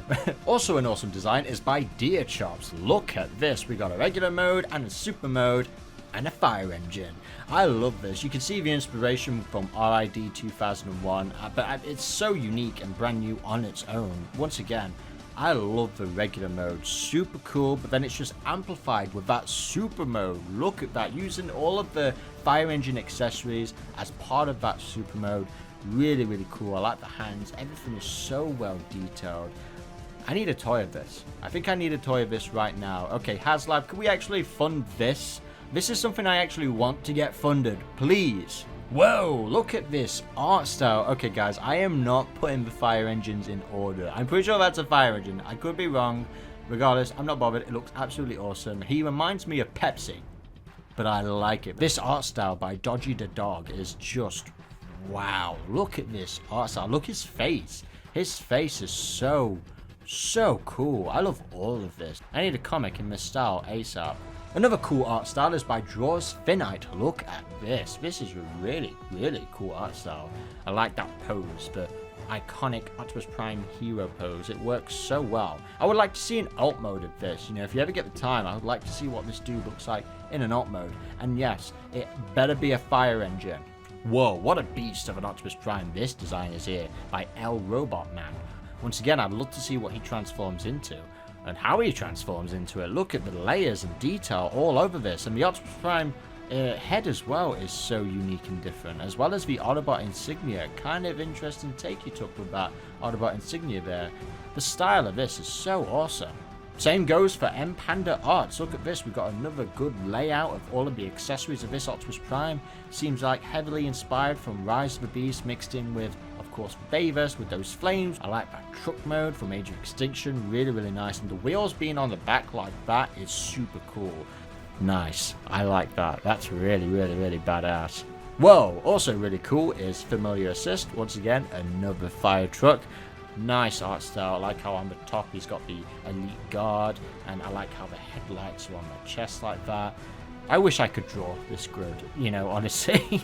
I used to draw quite a lot as a kid. I had literally thousands and thousands of drawings stored, and I don't know why I stopped. When I see fan art like this, it kind of wants me to get back into the game and start drawing designs of my own again. Really awesome, great job, Familiar Assist. Same applies to God of Creating. Look at this chunk of an Optimus Prime. Once again, I like how massive the proportions are on the shoulders and the legs, and then it all kind of like comes slim to the front. Really nice, giant ass gun. He is really big compared to a human. I think he may be a bit too big, but I know you've measured that well with the chest, so I don't think I'll be able to see his head if I'm looking up at this dude. But his smokestacks as well. Look at that. I just want to apply those smokestacks to his arms, and then he just starts blasting like Armada Optimus Prime. Ooh, cool art style by Greg25 I really like this artist a lot. I like their art style, and they always do interesting takes. It's very animated style, of course, and I like the proportion differences, and takes what Derek did and then it just transforms it a little bit by giving us a completely new take on Optimus Prime with his head design and the cannon on the shoulder. I can imagine this as well having its own Transformers series. Whoa, we got Stellar Leader Optimus Prime here with a really cool and interesting new design. This is very Star Convoy inspired. I barely recognized it at first as Optimus Prime, but then you look at it and you go, wow, this is a brand new refreshing take. And I like the vehicle mode as well. Really, really, really cool. Reminds me of Transformers One Optimus Prime a little bit. Yeah, I like this a lot. I'm going to repeat myself. We need a series. We need something bold and new, and I think this is it. This is runner-up. Whoa, we got Infinite Dynamite here, and I like this layout here. We've got the truck mode, and we've got the flatbed mode, and then we got him with his actual trailer. I like how you showed that. This is a nice Optimus Prime design. I like it. He looks kind of younger, this Optimus Prime, and he's got the smokestacks actually for a gun as well. I like that you've done that he actually turns his smokestacks into a gun, which is something we don't actually see a lot of in Transformers. Right, next up we've got Ink Illustrates, and whoa, look at these different versions of Optimus Prime here. I like the differences in colour scheme. Super mode and then his regular mode. I like that. I like the Autobot insignia as well. Has got flames on it. This is, wow, this is really, really badass. I like the detail on this. This samurai sort of Gundam kind of look we've got going off here. This is awesome. Well, look at this Optimus Prime. I like this. This is a good animated inspiration. I like this a lot. The truck mode as well is really, really cute. A nice, interesting vehicle mode for Optimus Prime as a Cybertronian. And that axe is pretty nice as well. I like this. I like this art style. This is really cool. Next up, we've got Kairito, one of my favorite artists on Twitter. I love seeing every new art piece from this artist. This is incredible. I like this combination of Rise of the Beast, Optimus Prime, mixed in with the, well, his own style, his own take, and this is what this artist is really good at, is coming up with brand new, unique designs, which I think honestly deserves a comic. Transformers Requiem, please Hasbro, please, make something of Requiem. This design is just badass, and it deserves to be in a comic panel, you know, just having some action going off. That axe is huge. Look how huge that axe is. I like that you've taken inspiration of past Optimus Primes. Can't give this artist praise enough. It's just so cool. Okay, now we've got a great combination here by Crimmer King, who has combined so many different Optimus Primes. They've even shown us we've got War for Cybertron Optimus Prime, animated, Age of Extinction, and just wow, you are able to merge all that in one, and he looks so badass. I like how you've used the shoulders for War for Cybertron, the Age of Extinction around the waist and the arms and the legs with the flames and everything, and the sword, and animated in just the way how it's stylized. I really, really, really like this. You've done a fantastic job on merging all these Optimus Primes together. Okay, now this is so Gothic-esque. I love this Max or Alpha design of Optimus Prime. I like how the dark shades are really rough. This is really, really cool. Another great portfolio of this Optimus Prime with his cannons, with his axe, with his swords. He's got a truck mode as well, a badass menacing also looking truck. Like, I love this Optimus Prime, but he looks really menacing. Like, you do not want to see him on the battlefield. Now, another one of my favorite artists of all time is Mesopius. I love their art style so much. It definitely needs to be implemented in a comic book. You know, I think so many artists out there deserve their own comic series, and this is a prime example of that. They have evolved their Optimus Prime throughout the years into something as the final result, the final stage that they are happy with, I think looks incredible. This is fantastic. I think all of your Optimus Prime designs prior are good, and this is just fantastic as well. This reminds me of an Armada style Optimus Prime, which is another reason why I like it so much. It's somewhat the Cybertronian mode, but I always wanted for Armada Optimus Prime, because I love how the wheels are at the bottom and the way how the shoulders are so ample. Like the lining detail scattered throughout this entire body is just so cool. Those proportions are mental. This is a very youthful style of Optimus Prime. I love that face. I love everything. Okay, I know I keep repeating myself, but I love everything about this. Alright, now let's talk about Mosquito King's Optimus Prime. We've got both the regular and the super mode, and these are really, really cool. I like the giant ass sword this Optimus Prime has, and the way how the smokestacks stick out like that on the back. Oh, really cool. I like that chest. It's really, really nice design. And I like how when he's in super mode, the flames are on. The flames are scattered all over the body. This is cool. I like this. This is really, really sweet. Okay, now I wasn't going to include this, but I thought I would because Namebear Hex is such a great artist, and I can see this in the Optimus Prime colors. This is their Nemesis Prime, which is a great combination of RID 2001 and Armada, and I just thought I'd just include this because the design looks so cool. Giant ass toes that you can take from Armada or Bayverse, really, really nice. But the smokestacks on his arm, of course, a lot of great inspirations from that Armada. I like this. The truck mode as well is a very interesting take. I like how the trailer is coming over the truck.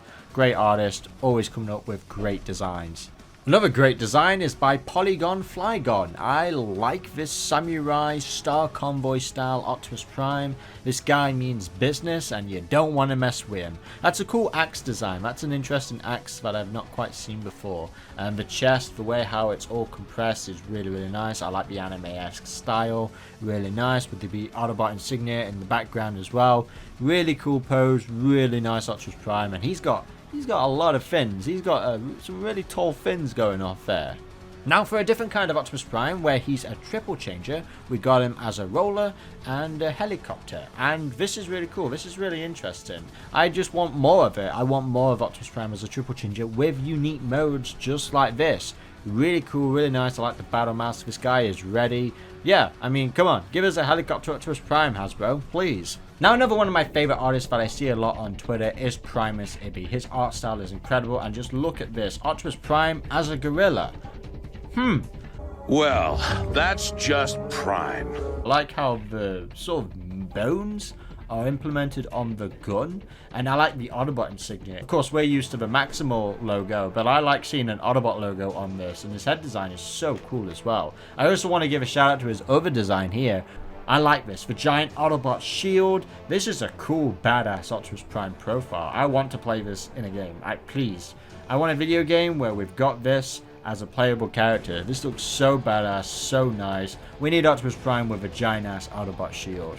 Alright, next up is Romaine Revert, which basically does the Star Wars collaboration a lot better. This is the Millennium Falcon, but has Optimus Prime, and this is awesome. It took me a minute to forget that this was Star Wars. It's like, wait, hang on a minute. Oh yeah, this is Star Wars. Yeah, this would actually be cool if Optimus Prime could actually transform into something like this, but then he would be massive.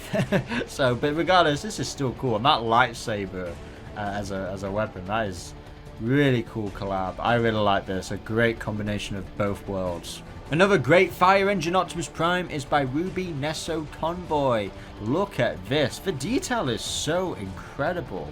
I like that sword. I like the truck. The detail you put into the truck is really, really cool. He is just ready to fight. He's ready for action. I like his wrists. It looks like he's about to get some Wolverine claws coming out. Really, really nice. And that chest, the way how the windshield is spreaded like that. And this is just so cool.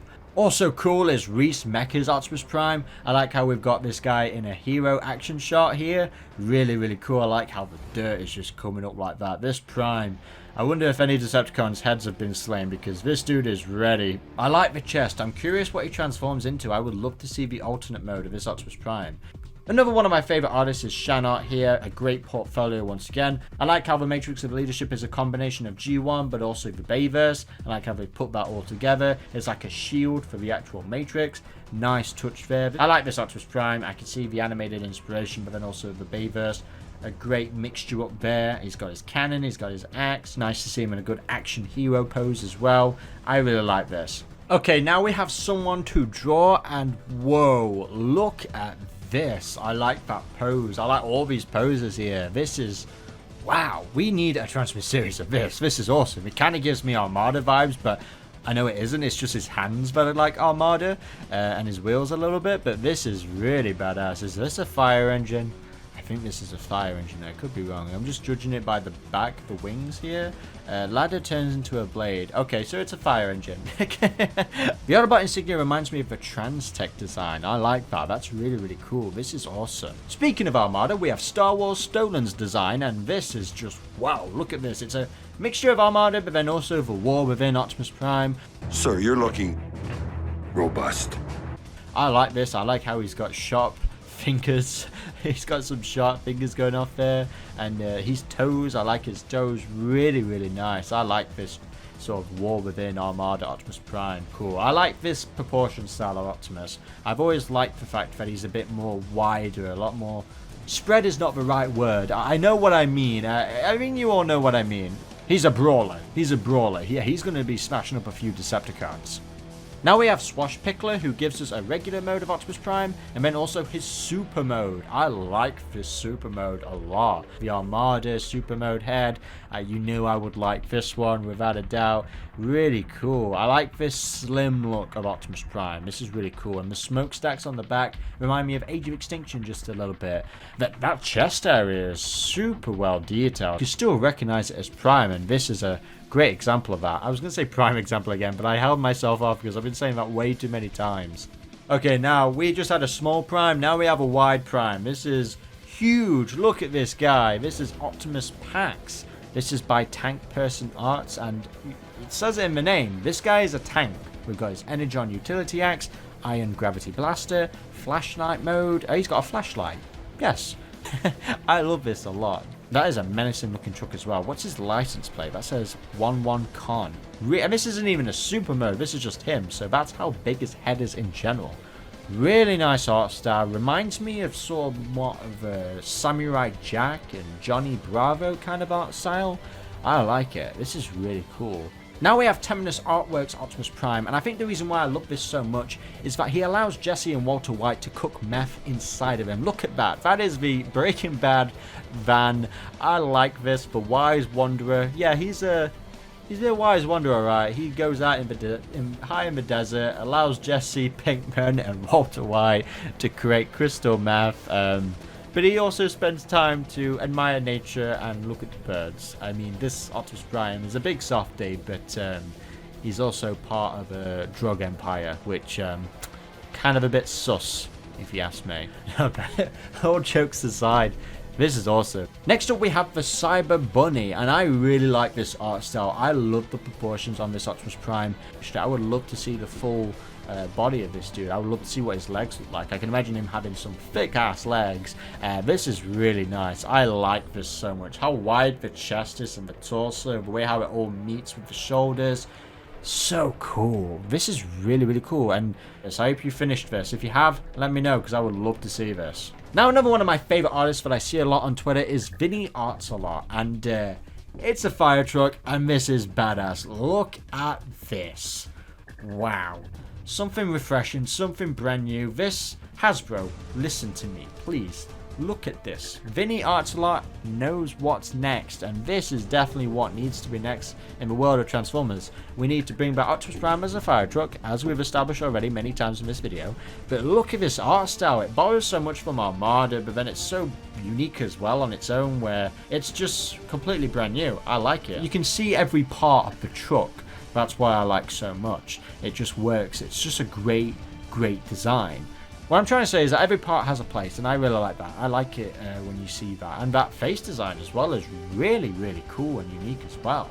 Something bold and different. You know, not straight up giving us the fins, but giving us a bit of bulk to those outer fins. Now, I've noticed a lot of people saying, does animation count? A lot of people have submitted animations, and of course animations count. If it's fan art and it's either a picture or it's video, I'm going to include it, and I want to include a few animations here that are just incredible. And I want to start off with Prog Pac-Man. Wow, look at this. Strong enough to be gentle. Treat them as everyone's right. Till all are one. We are one. The shading is so cool. Wow. All together as one. We've got 2024, 23, 86, 2007. Your animations are great. You really pay a great attention to detail to the lighting. Like, this shot right here is so photo real. It's so wow. That's what it is. It's just wow. And the same goes for Cosmic Kaiser. I mean, whoa. Look at that.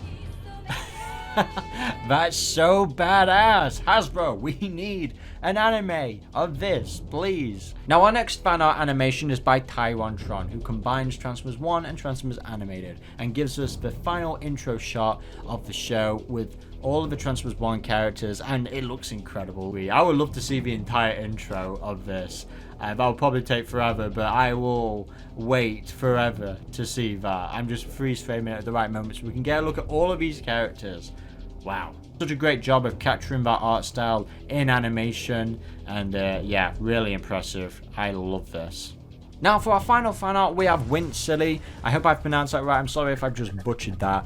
Look at this incredible Optimus Prime. We've got a regular mode and then a super mode. I like how he's got giant ass trailer shields on the side of his arms. The way how that Autobot insignia is placed is just so cool. The way how everything's just amplified to the max with the super mode. Really cool. Reminds me very much, of course, of Armada's super mode, but then at the same time being something completely unique and different. And that's what we like to see. Something unique and different. And this is just cool.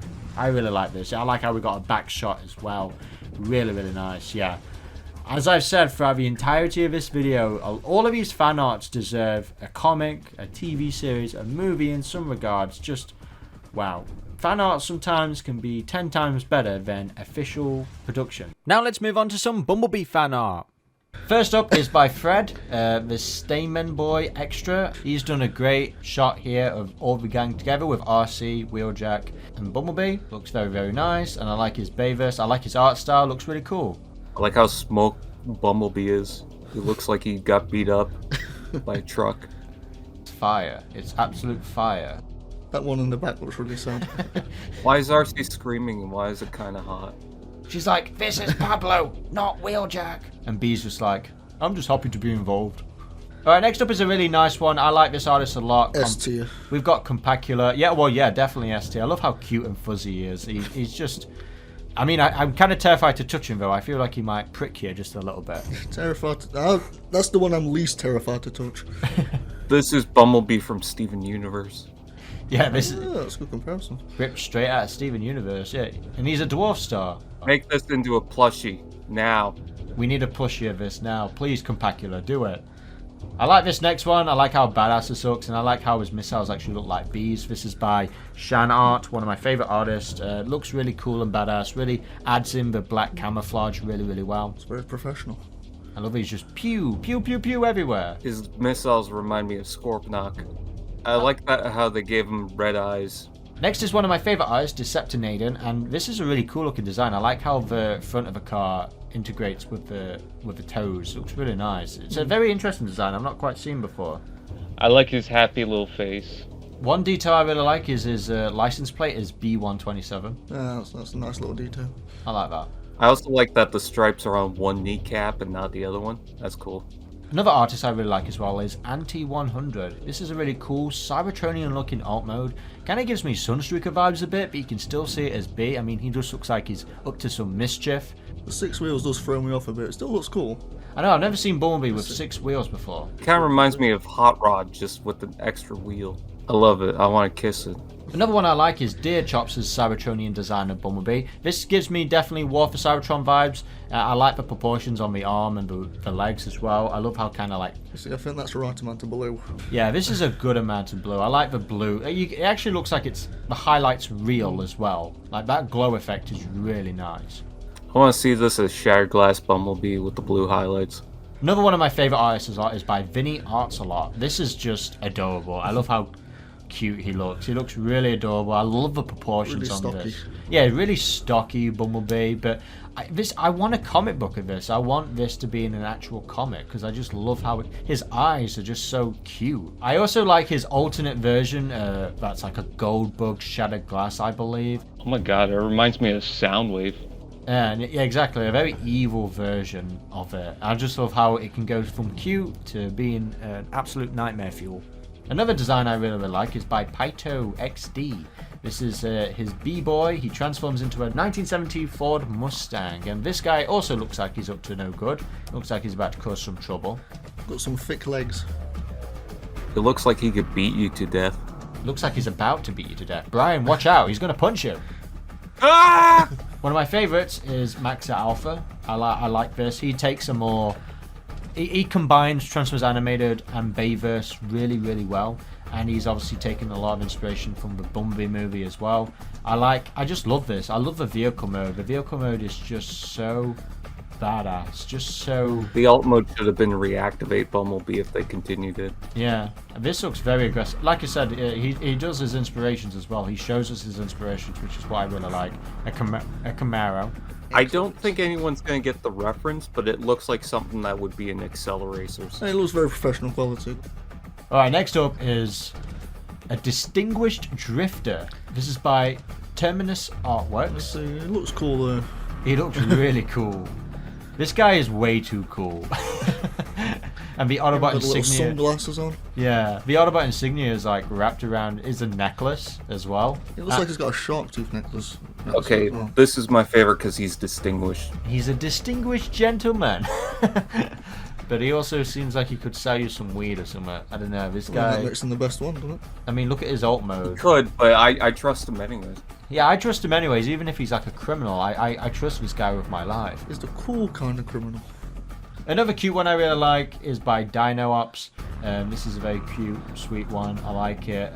Transforms actually into Even a real life car. Fiat 500. A Fiat 500. He is so tiny. He's so tiny. He looked like he would murder and not realize he did it and just keep smiling. Yeah, innocently. Psychopathic. He's a bit psychopathic, but we love him. He's cute. He's got his moments. We'll say that. He's got his moments. Right, moving on to Chirino, another artist that I like, but I see all the time on my feed. Really looks a bit nice. like a cat. It's got a cat face to me for some reason. I don't know why. I suppose you're right. He's got very animated Bumblebee vibes. Oh, he's got cheeks as well. Yeah. Well, damn boy, he's thick. Oh. You even get a little ass cheeks. That's what we're talking about right there. I did not notice this Bumblebee had and cheeks. a little tail. Attention to detail. That's what we appreciate here. I like that. That's the first Bumblebee. I want to say thank you to the artist. I also like Robot Gloves Art's design. This is also comic-worthy material. I really like how this looks. Really well animated, almost Disney-esque a little bit. Yeah, I see that. Can I buy this? This guy can pose the character really, really well. Great expression on his face as well. Right, next one is another one of my favorite artists that I see on my feed, Kai Rito. This one is from his Requiem series, and I love how he's integrated so much of 2018 Bumblebee, Transformers Animated, Transformers Prime. You can just see so many references scattered throughout. The inspired chest from Transformers Animated is just so cool. I love this so much. I like that he uses the tail lights for the knees. The chest actually reminds me of the classic Deluxe. This is the first one I've seen with teeth. It's great art style. Oh, it's fantastic. It does look like ribs. Like, I'm not saying it is, it does look like a shape from a comic book. Yeah, it looks like it's just been pulled out of a panel or something like that. Oh, I love the honeycomb look on that. Lex to Draw stuff always does great 3D looking model work. Like, that vehicle mode is just so badass. Yeah, the honeycomb pattern all over him is just so and neat. the legs as well, that looks really nice. Yeah, the way how it like... I like the electric look on the arm. It reminds me of something from Cyberpunk. One thing I love is the writing on the wheels and the fact that they blacked out the back wheels with the hubcaps, so it stays consistent with the black hexagon pattern. Nice little design as well by Arccaster. Well, that's very detailed. I like this design by Arccaster. Really well detailed, like you said, Dan. Just staring into your soul. Another artist that I see quite a lot that I really like is Mayat, a really good one. He's a silly little toddler bee from Transformers Nitro. He's basically the adopted son of Optimus and Alita. I love the sunset look in the background. That's pretty good. I was just thinking about the second picture that caught me off guard. He's strangling Optimus Prime. He's a troublemaker. Optimus Prime has a mustache. Nah, but with these cataracts it might as well be. What is that, a woodpecker? Okay. I didn't expect that. What is that, a woodpecker? He's Australian. Okay, next up we've got Hayden the Creator. This is his custom painted Transformers Dark Side of the Moon. He's a murderer. Evil. Dr. Murderbee. Yeah. He looks so good. So Yeah, he they does. took the Crossfire Bumblebee and took it to the next level. He took it to the next level. I like those flames. He's taken a page out of Bayverse Optimus Prime. He wants some flames as well. Car looks nice. Oh wait, this is very similar to Lexus as well. I like that. Instead of pulling out a gear for a wedding ring at the end of Dark of the Moon, he pulls out a knife and stabs Sam. And he transforms into this. And just peels out. Optimus Prime continues to give his speech as he's doing it. Sam's bleeding out. Next up, we've got Daikatsu. Sorry for butchering that. Sorry if we butchered that name. I like the pattern on his leg. You can see very faintly there. That looks really nice. I think that's a trademark. Okay, that's a trademark. I thought that was actually... I thought that was a face screaming for help. That's actually his trademark.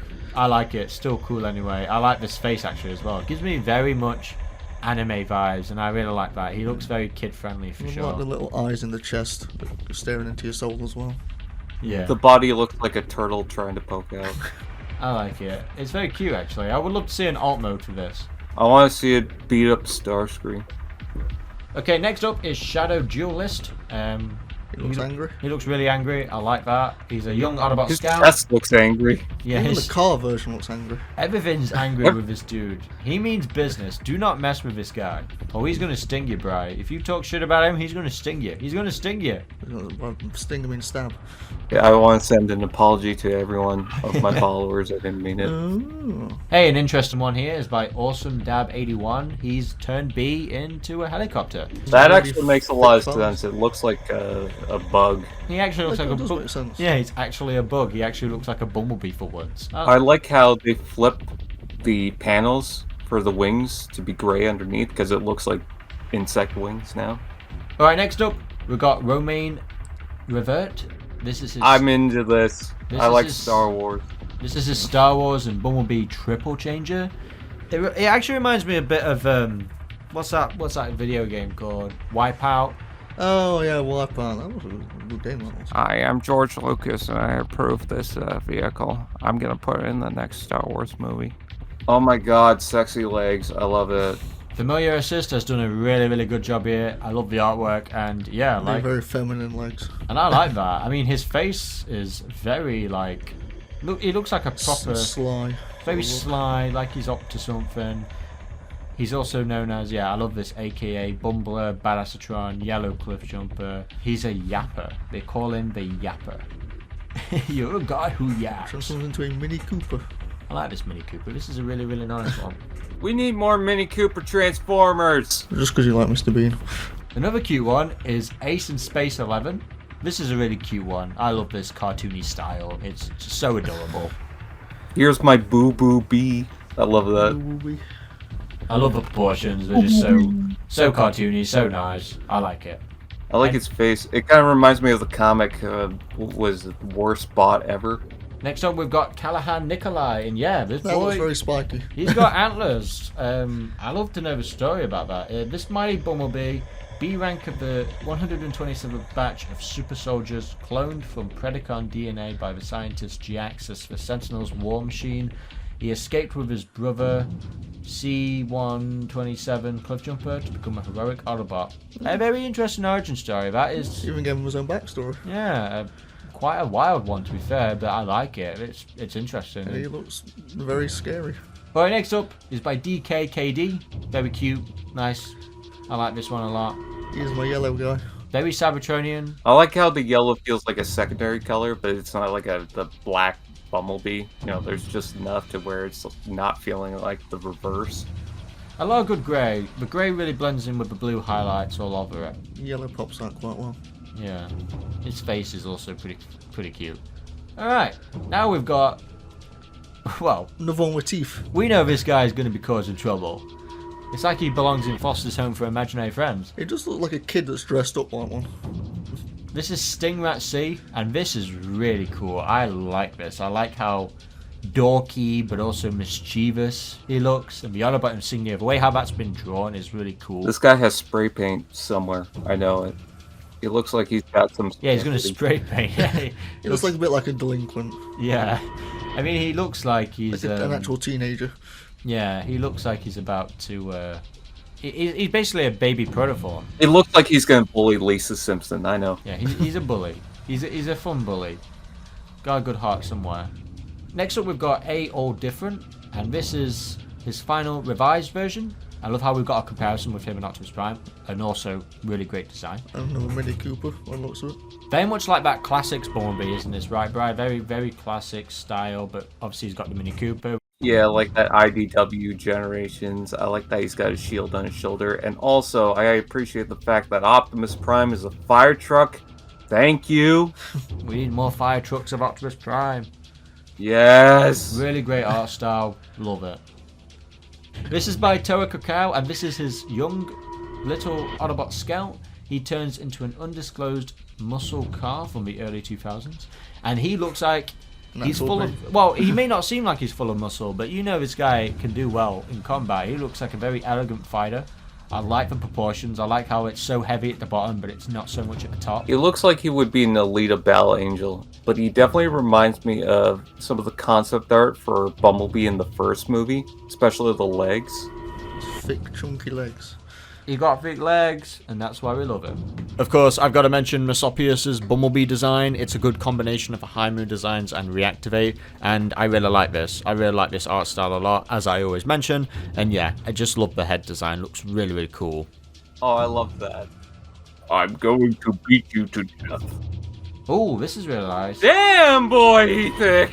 We got Geeky A92. No, he's thick in the other direction. I like the battle mask. That's immediately what I like. But I also like the proportions on his upper half. That's really cool. I like all of it. It's really fun. He seems like a fun guy. Fun guy. He seems like a fun guy. You can get a good beer with him.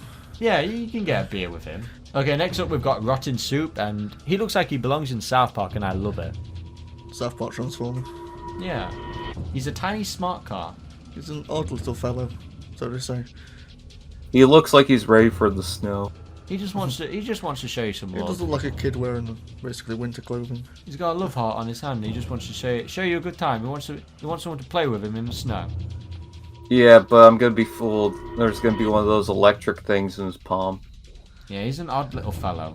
Dead End 17J gave us Bumbledog, and this is really, really fun. That does actually look more like a Bumblebee. It's actually got a stinger at the end. Yeah.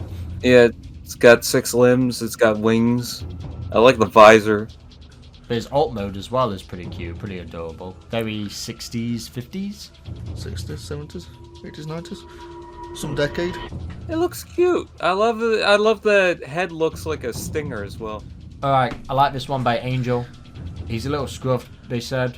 Ooh, I love the helmet on that. I like how mean his chest looks as well, but his face looks really cute. I like the split wings. I love the serrated sides of the arms.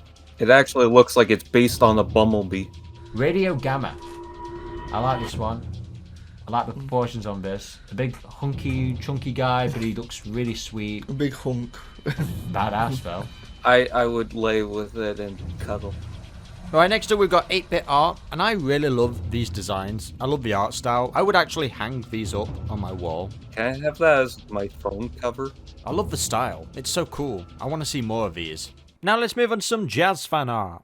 And first up is Mesopius' design of Jazz, and this is just so badass, so Cybertronian-esque. I like the wheels on the legs, I like the lining detail all over. Another great design once again from this artist. I'll always celebrate this artwork because it's just so goddamn cool.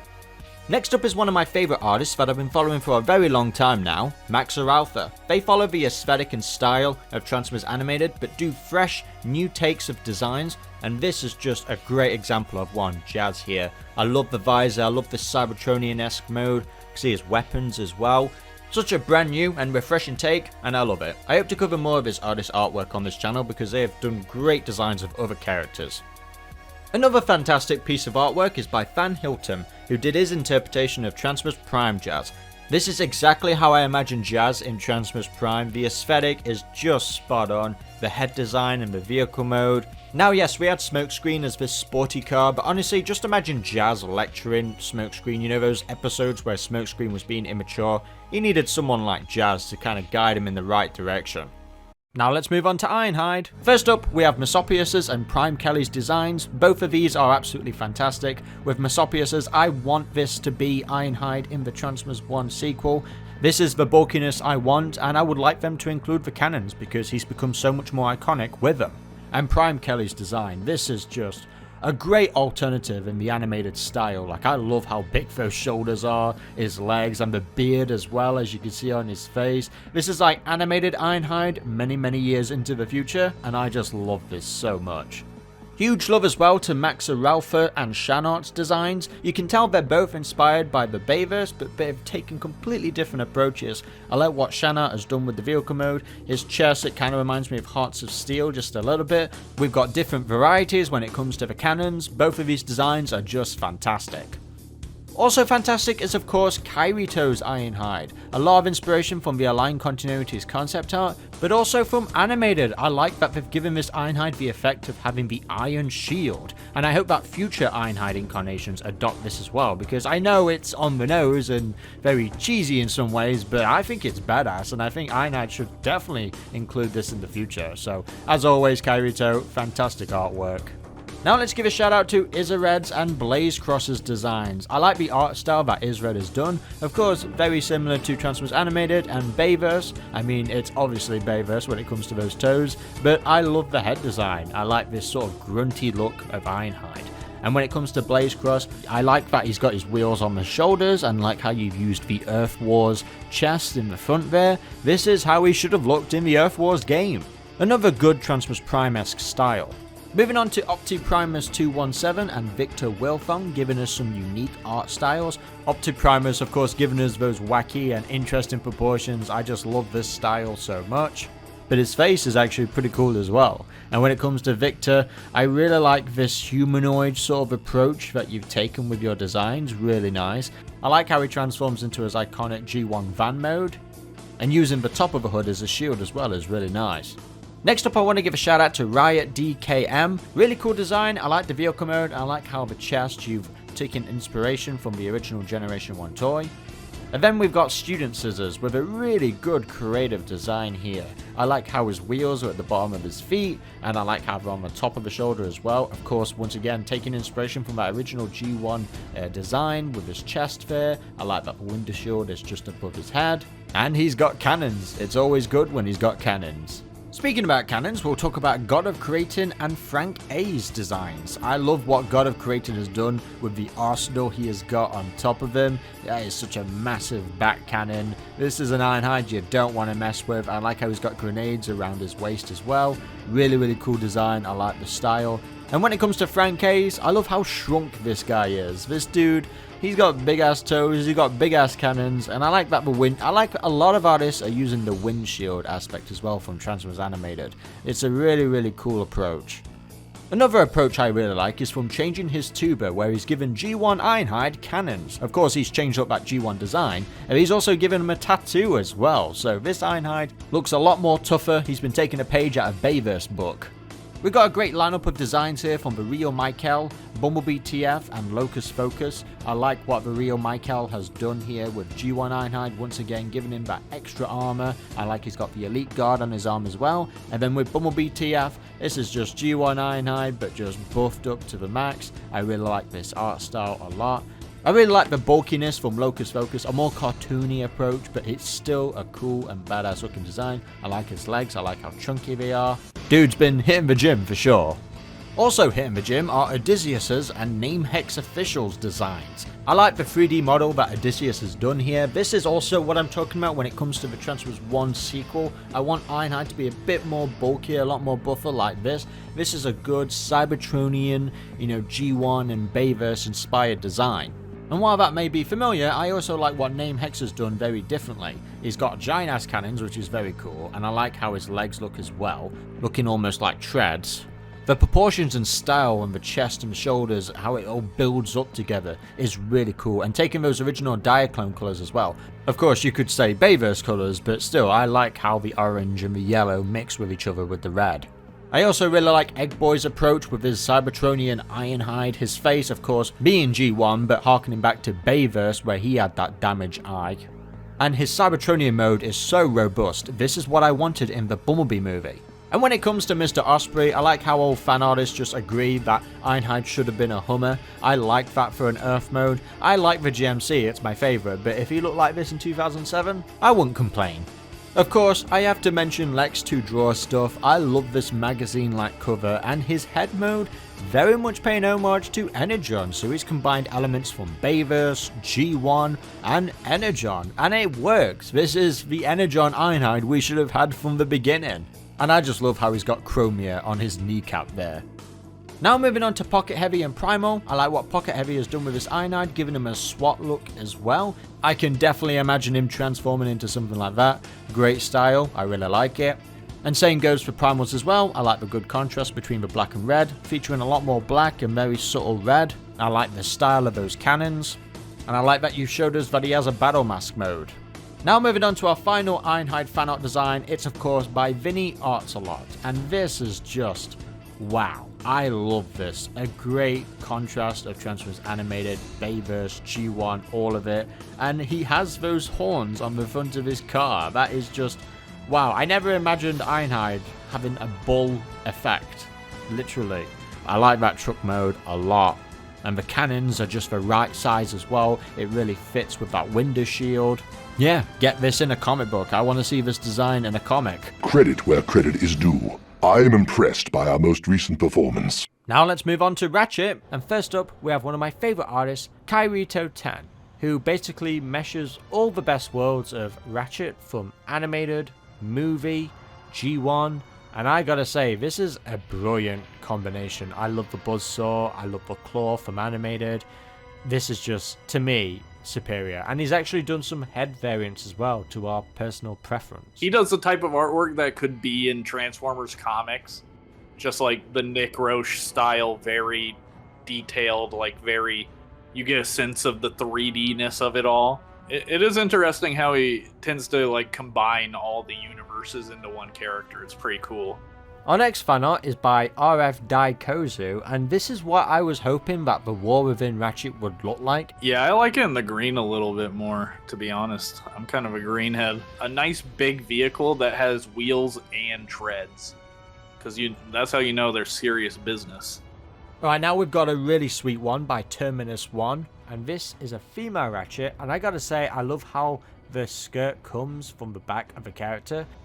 Armored tank looks really cool. I like the battle mask that this Ratchet has. Yeah, it's giving animated Red Alert, which I love. I love that version of the character, and I really like this weird vehicle it turns into, but I really think it looks cool. Next up is one of my favorite artists. I love every design they do. It's On Get One, and I just love this Ratchet design. They just take the War for Cybertron design and make something entirely brand new. It's got a similar vehicle mode, but everything about this is just fantastic. I love the different kinds of layers this Ratchet has. Yeah, I was about to say, this is War for Cybertron Ratchet, but good. Ooh. Yeah, I really like it. I dig the look on this guy for sure. Alright, next up we have Decepticon Naden, and I love this Ratchet design. It's like the IDW, but a lot more simplified, but in a good way, because it really shows off some really good areas around him, like the shoulders, and I like how he's got a waistcoat there. Yeah, I love this artist. Really fantastic work. I love his style. He draws Transformers in such a cool way. I really like this take on Ratchet. He's giving a little bit older vibe, like animated, which I like. And it looks almost like he has a stretcher on his back. Well, another one of my favorite artists is God of Creating, and this is, wow, I love the proportions on this. I like how the shoulders, like the whole window section come over to the back of him. He's got really long horns. This almost a devil looking Ratchet, but he's obviously here to save the day, I hope anyway. I'm really dumb. I thought he turned into that suitcase next to him for a second. I thought he might do. No, he's got wheels on his shoulders. But he looks awesome. Really solid design. Another good solid design is by Splat the Crystal, where he combines both animated with Bayverse, and it really works. Yeah, he looks really cool. I dig the vibe. Gives me samurai vibes with like the coat and the head, especially the helmet, kind of gives me a samurai vibe. Well, I just like how they drew it with the thick lines. I really like this art style. I love how we've got Bumblebee TF's Ratchet, who is a female base, and then we've got familiar assists. You can tell that they are the same character, yet they are such unique and different sort of designs where you can kind of pick them out. And I like how Bumblebee TF has picked out the Prime colors, and then you've got Ratchet from Familiar Assist, where they've gone for something a lot different, a more of a cyan color, which I think looks really nice. A rescue bot, as it seems. I get that. I like the coat too. I dig the vibe. Whenever I see a coat, I'm like, this would hinder the articulation. Alright, next up we have Maxo Alpha, and wow, I love that G1 combination with the Bayverse. It really fits. I like the markings all over and the yellow. Just a really fantastic design. I'm not quite sure what he's doing here, but I think that's a Mass Effect character. Yeah, I love the face design. It's like the perfect mix of Bayverse and G1. And the glasses are really cool. I really like the goggles or glasses. Alright, next up we have a design from Primal, and I like that he's done something different and made Ratchet a helicopter. It works for the character, so he can be fast on the scene. I like the battle mask and all of that. Looks really nice. Overall, a good solid design. I really like the helicopter take on him. I love the chest. I don't even know how to describe it. Like his head is in the cockpit almost. Just a really cool armored look. We've got two images here side by side. I just want to show the different sizes in proportions. We have Pyto XD, and then we've got Porygon Flygon, and I like how these two are both Ratchet, yet at the same time, as I mentioned earlier, you can tell that they are just different in size, and I like that we've got both female Ratchets here that just look really ready. I like the big shoulders that we have here on Flygons, and then when it comes to Pyto, I love the skirt, I love the ambulance vehicle mode, I just love these animated designs. I just think they're so sweet. Yeah, I love the gigantic shoulders on Porygon Flygons. Just looks metal as hell. And Pyto, just a great art style, in my opinion. I really like it. It's like animated adjacent, but totally their own thing. And I like that they put ambulance backwards on the front of the ambulance. Right, next up for our final artwork, we have Satriev TFK, and then we have the real Wheeljack. And I think Satriev has done a really great job here on combining the Prime Ratchet with, well, just looking very heavy bust, like very robust of a Ratchet design. Mixing in that Transformers Universe MMO design as well looks really sweet. Yeah, it's an interesting color scheme for Ratchet, but I really like, you know me, I love wheels and treads on a vehicle. This is giving Energon Landmine a little bit for me, which I like a lot. Yeah, I like the treads. Yeah, the treads are really sweet. The bright colors on the Wheeljack's design, I just love how glossy he looks. I love how shiny he looks. He just looks so beautiful. This Ratchet design is, yes, it's just simple but brilliant. I love everything about it. It's very just, I love his shades. He's got some really cool ass shades going off here. He's a skinny Ratchet, the rare skinny Ratchet. Well, because we love all of these fan art designs, they all belong in the highest tier because they are all a master at work. Yeah, absolutely. Anyone that dares to put pencil to paper is a hero in my book. You ask me, it's all a waste of time. No bot ever saved anyone with art. And there we have it, guys. You've just been blessed with some incredible fan art designs. I want to thank every artist in this video for creating such incredible work, and I want to thank everyone who submitted their work under my tweet. I've enjoyed this. It's been a lot of fun. I hope you have too. Of course, if you want to see more content just like this, be sure to like, comment, subscribe, and click that notification bell to get all updates instantly. I've been Comodin Cam. I hope you've enjoyed this video, and until the next time, goodbye. It's been an honor serving with you all. Autobots, roll out! We roll!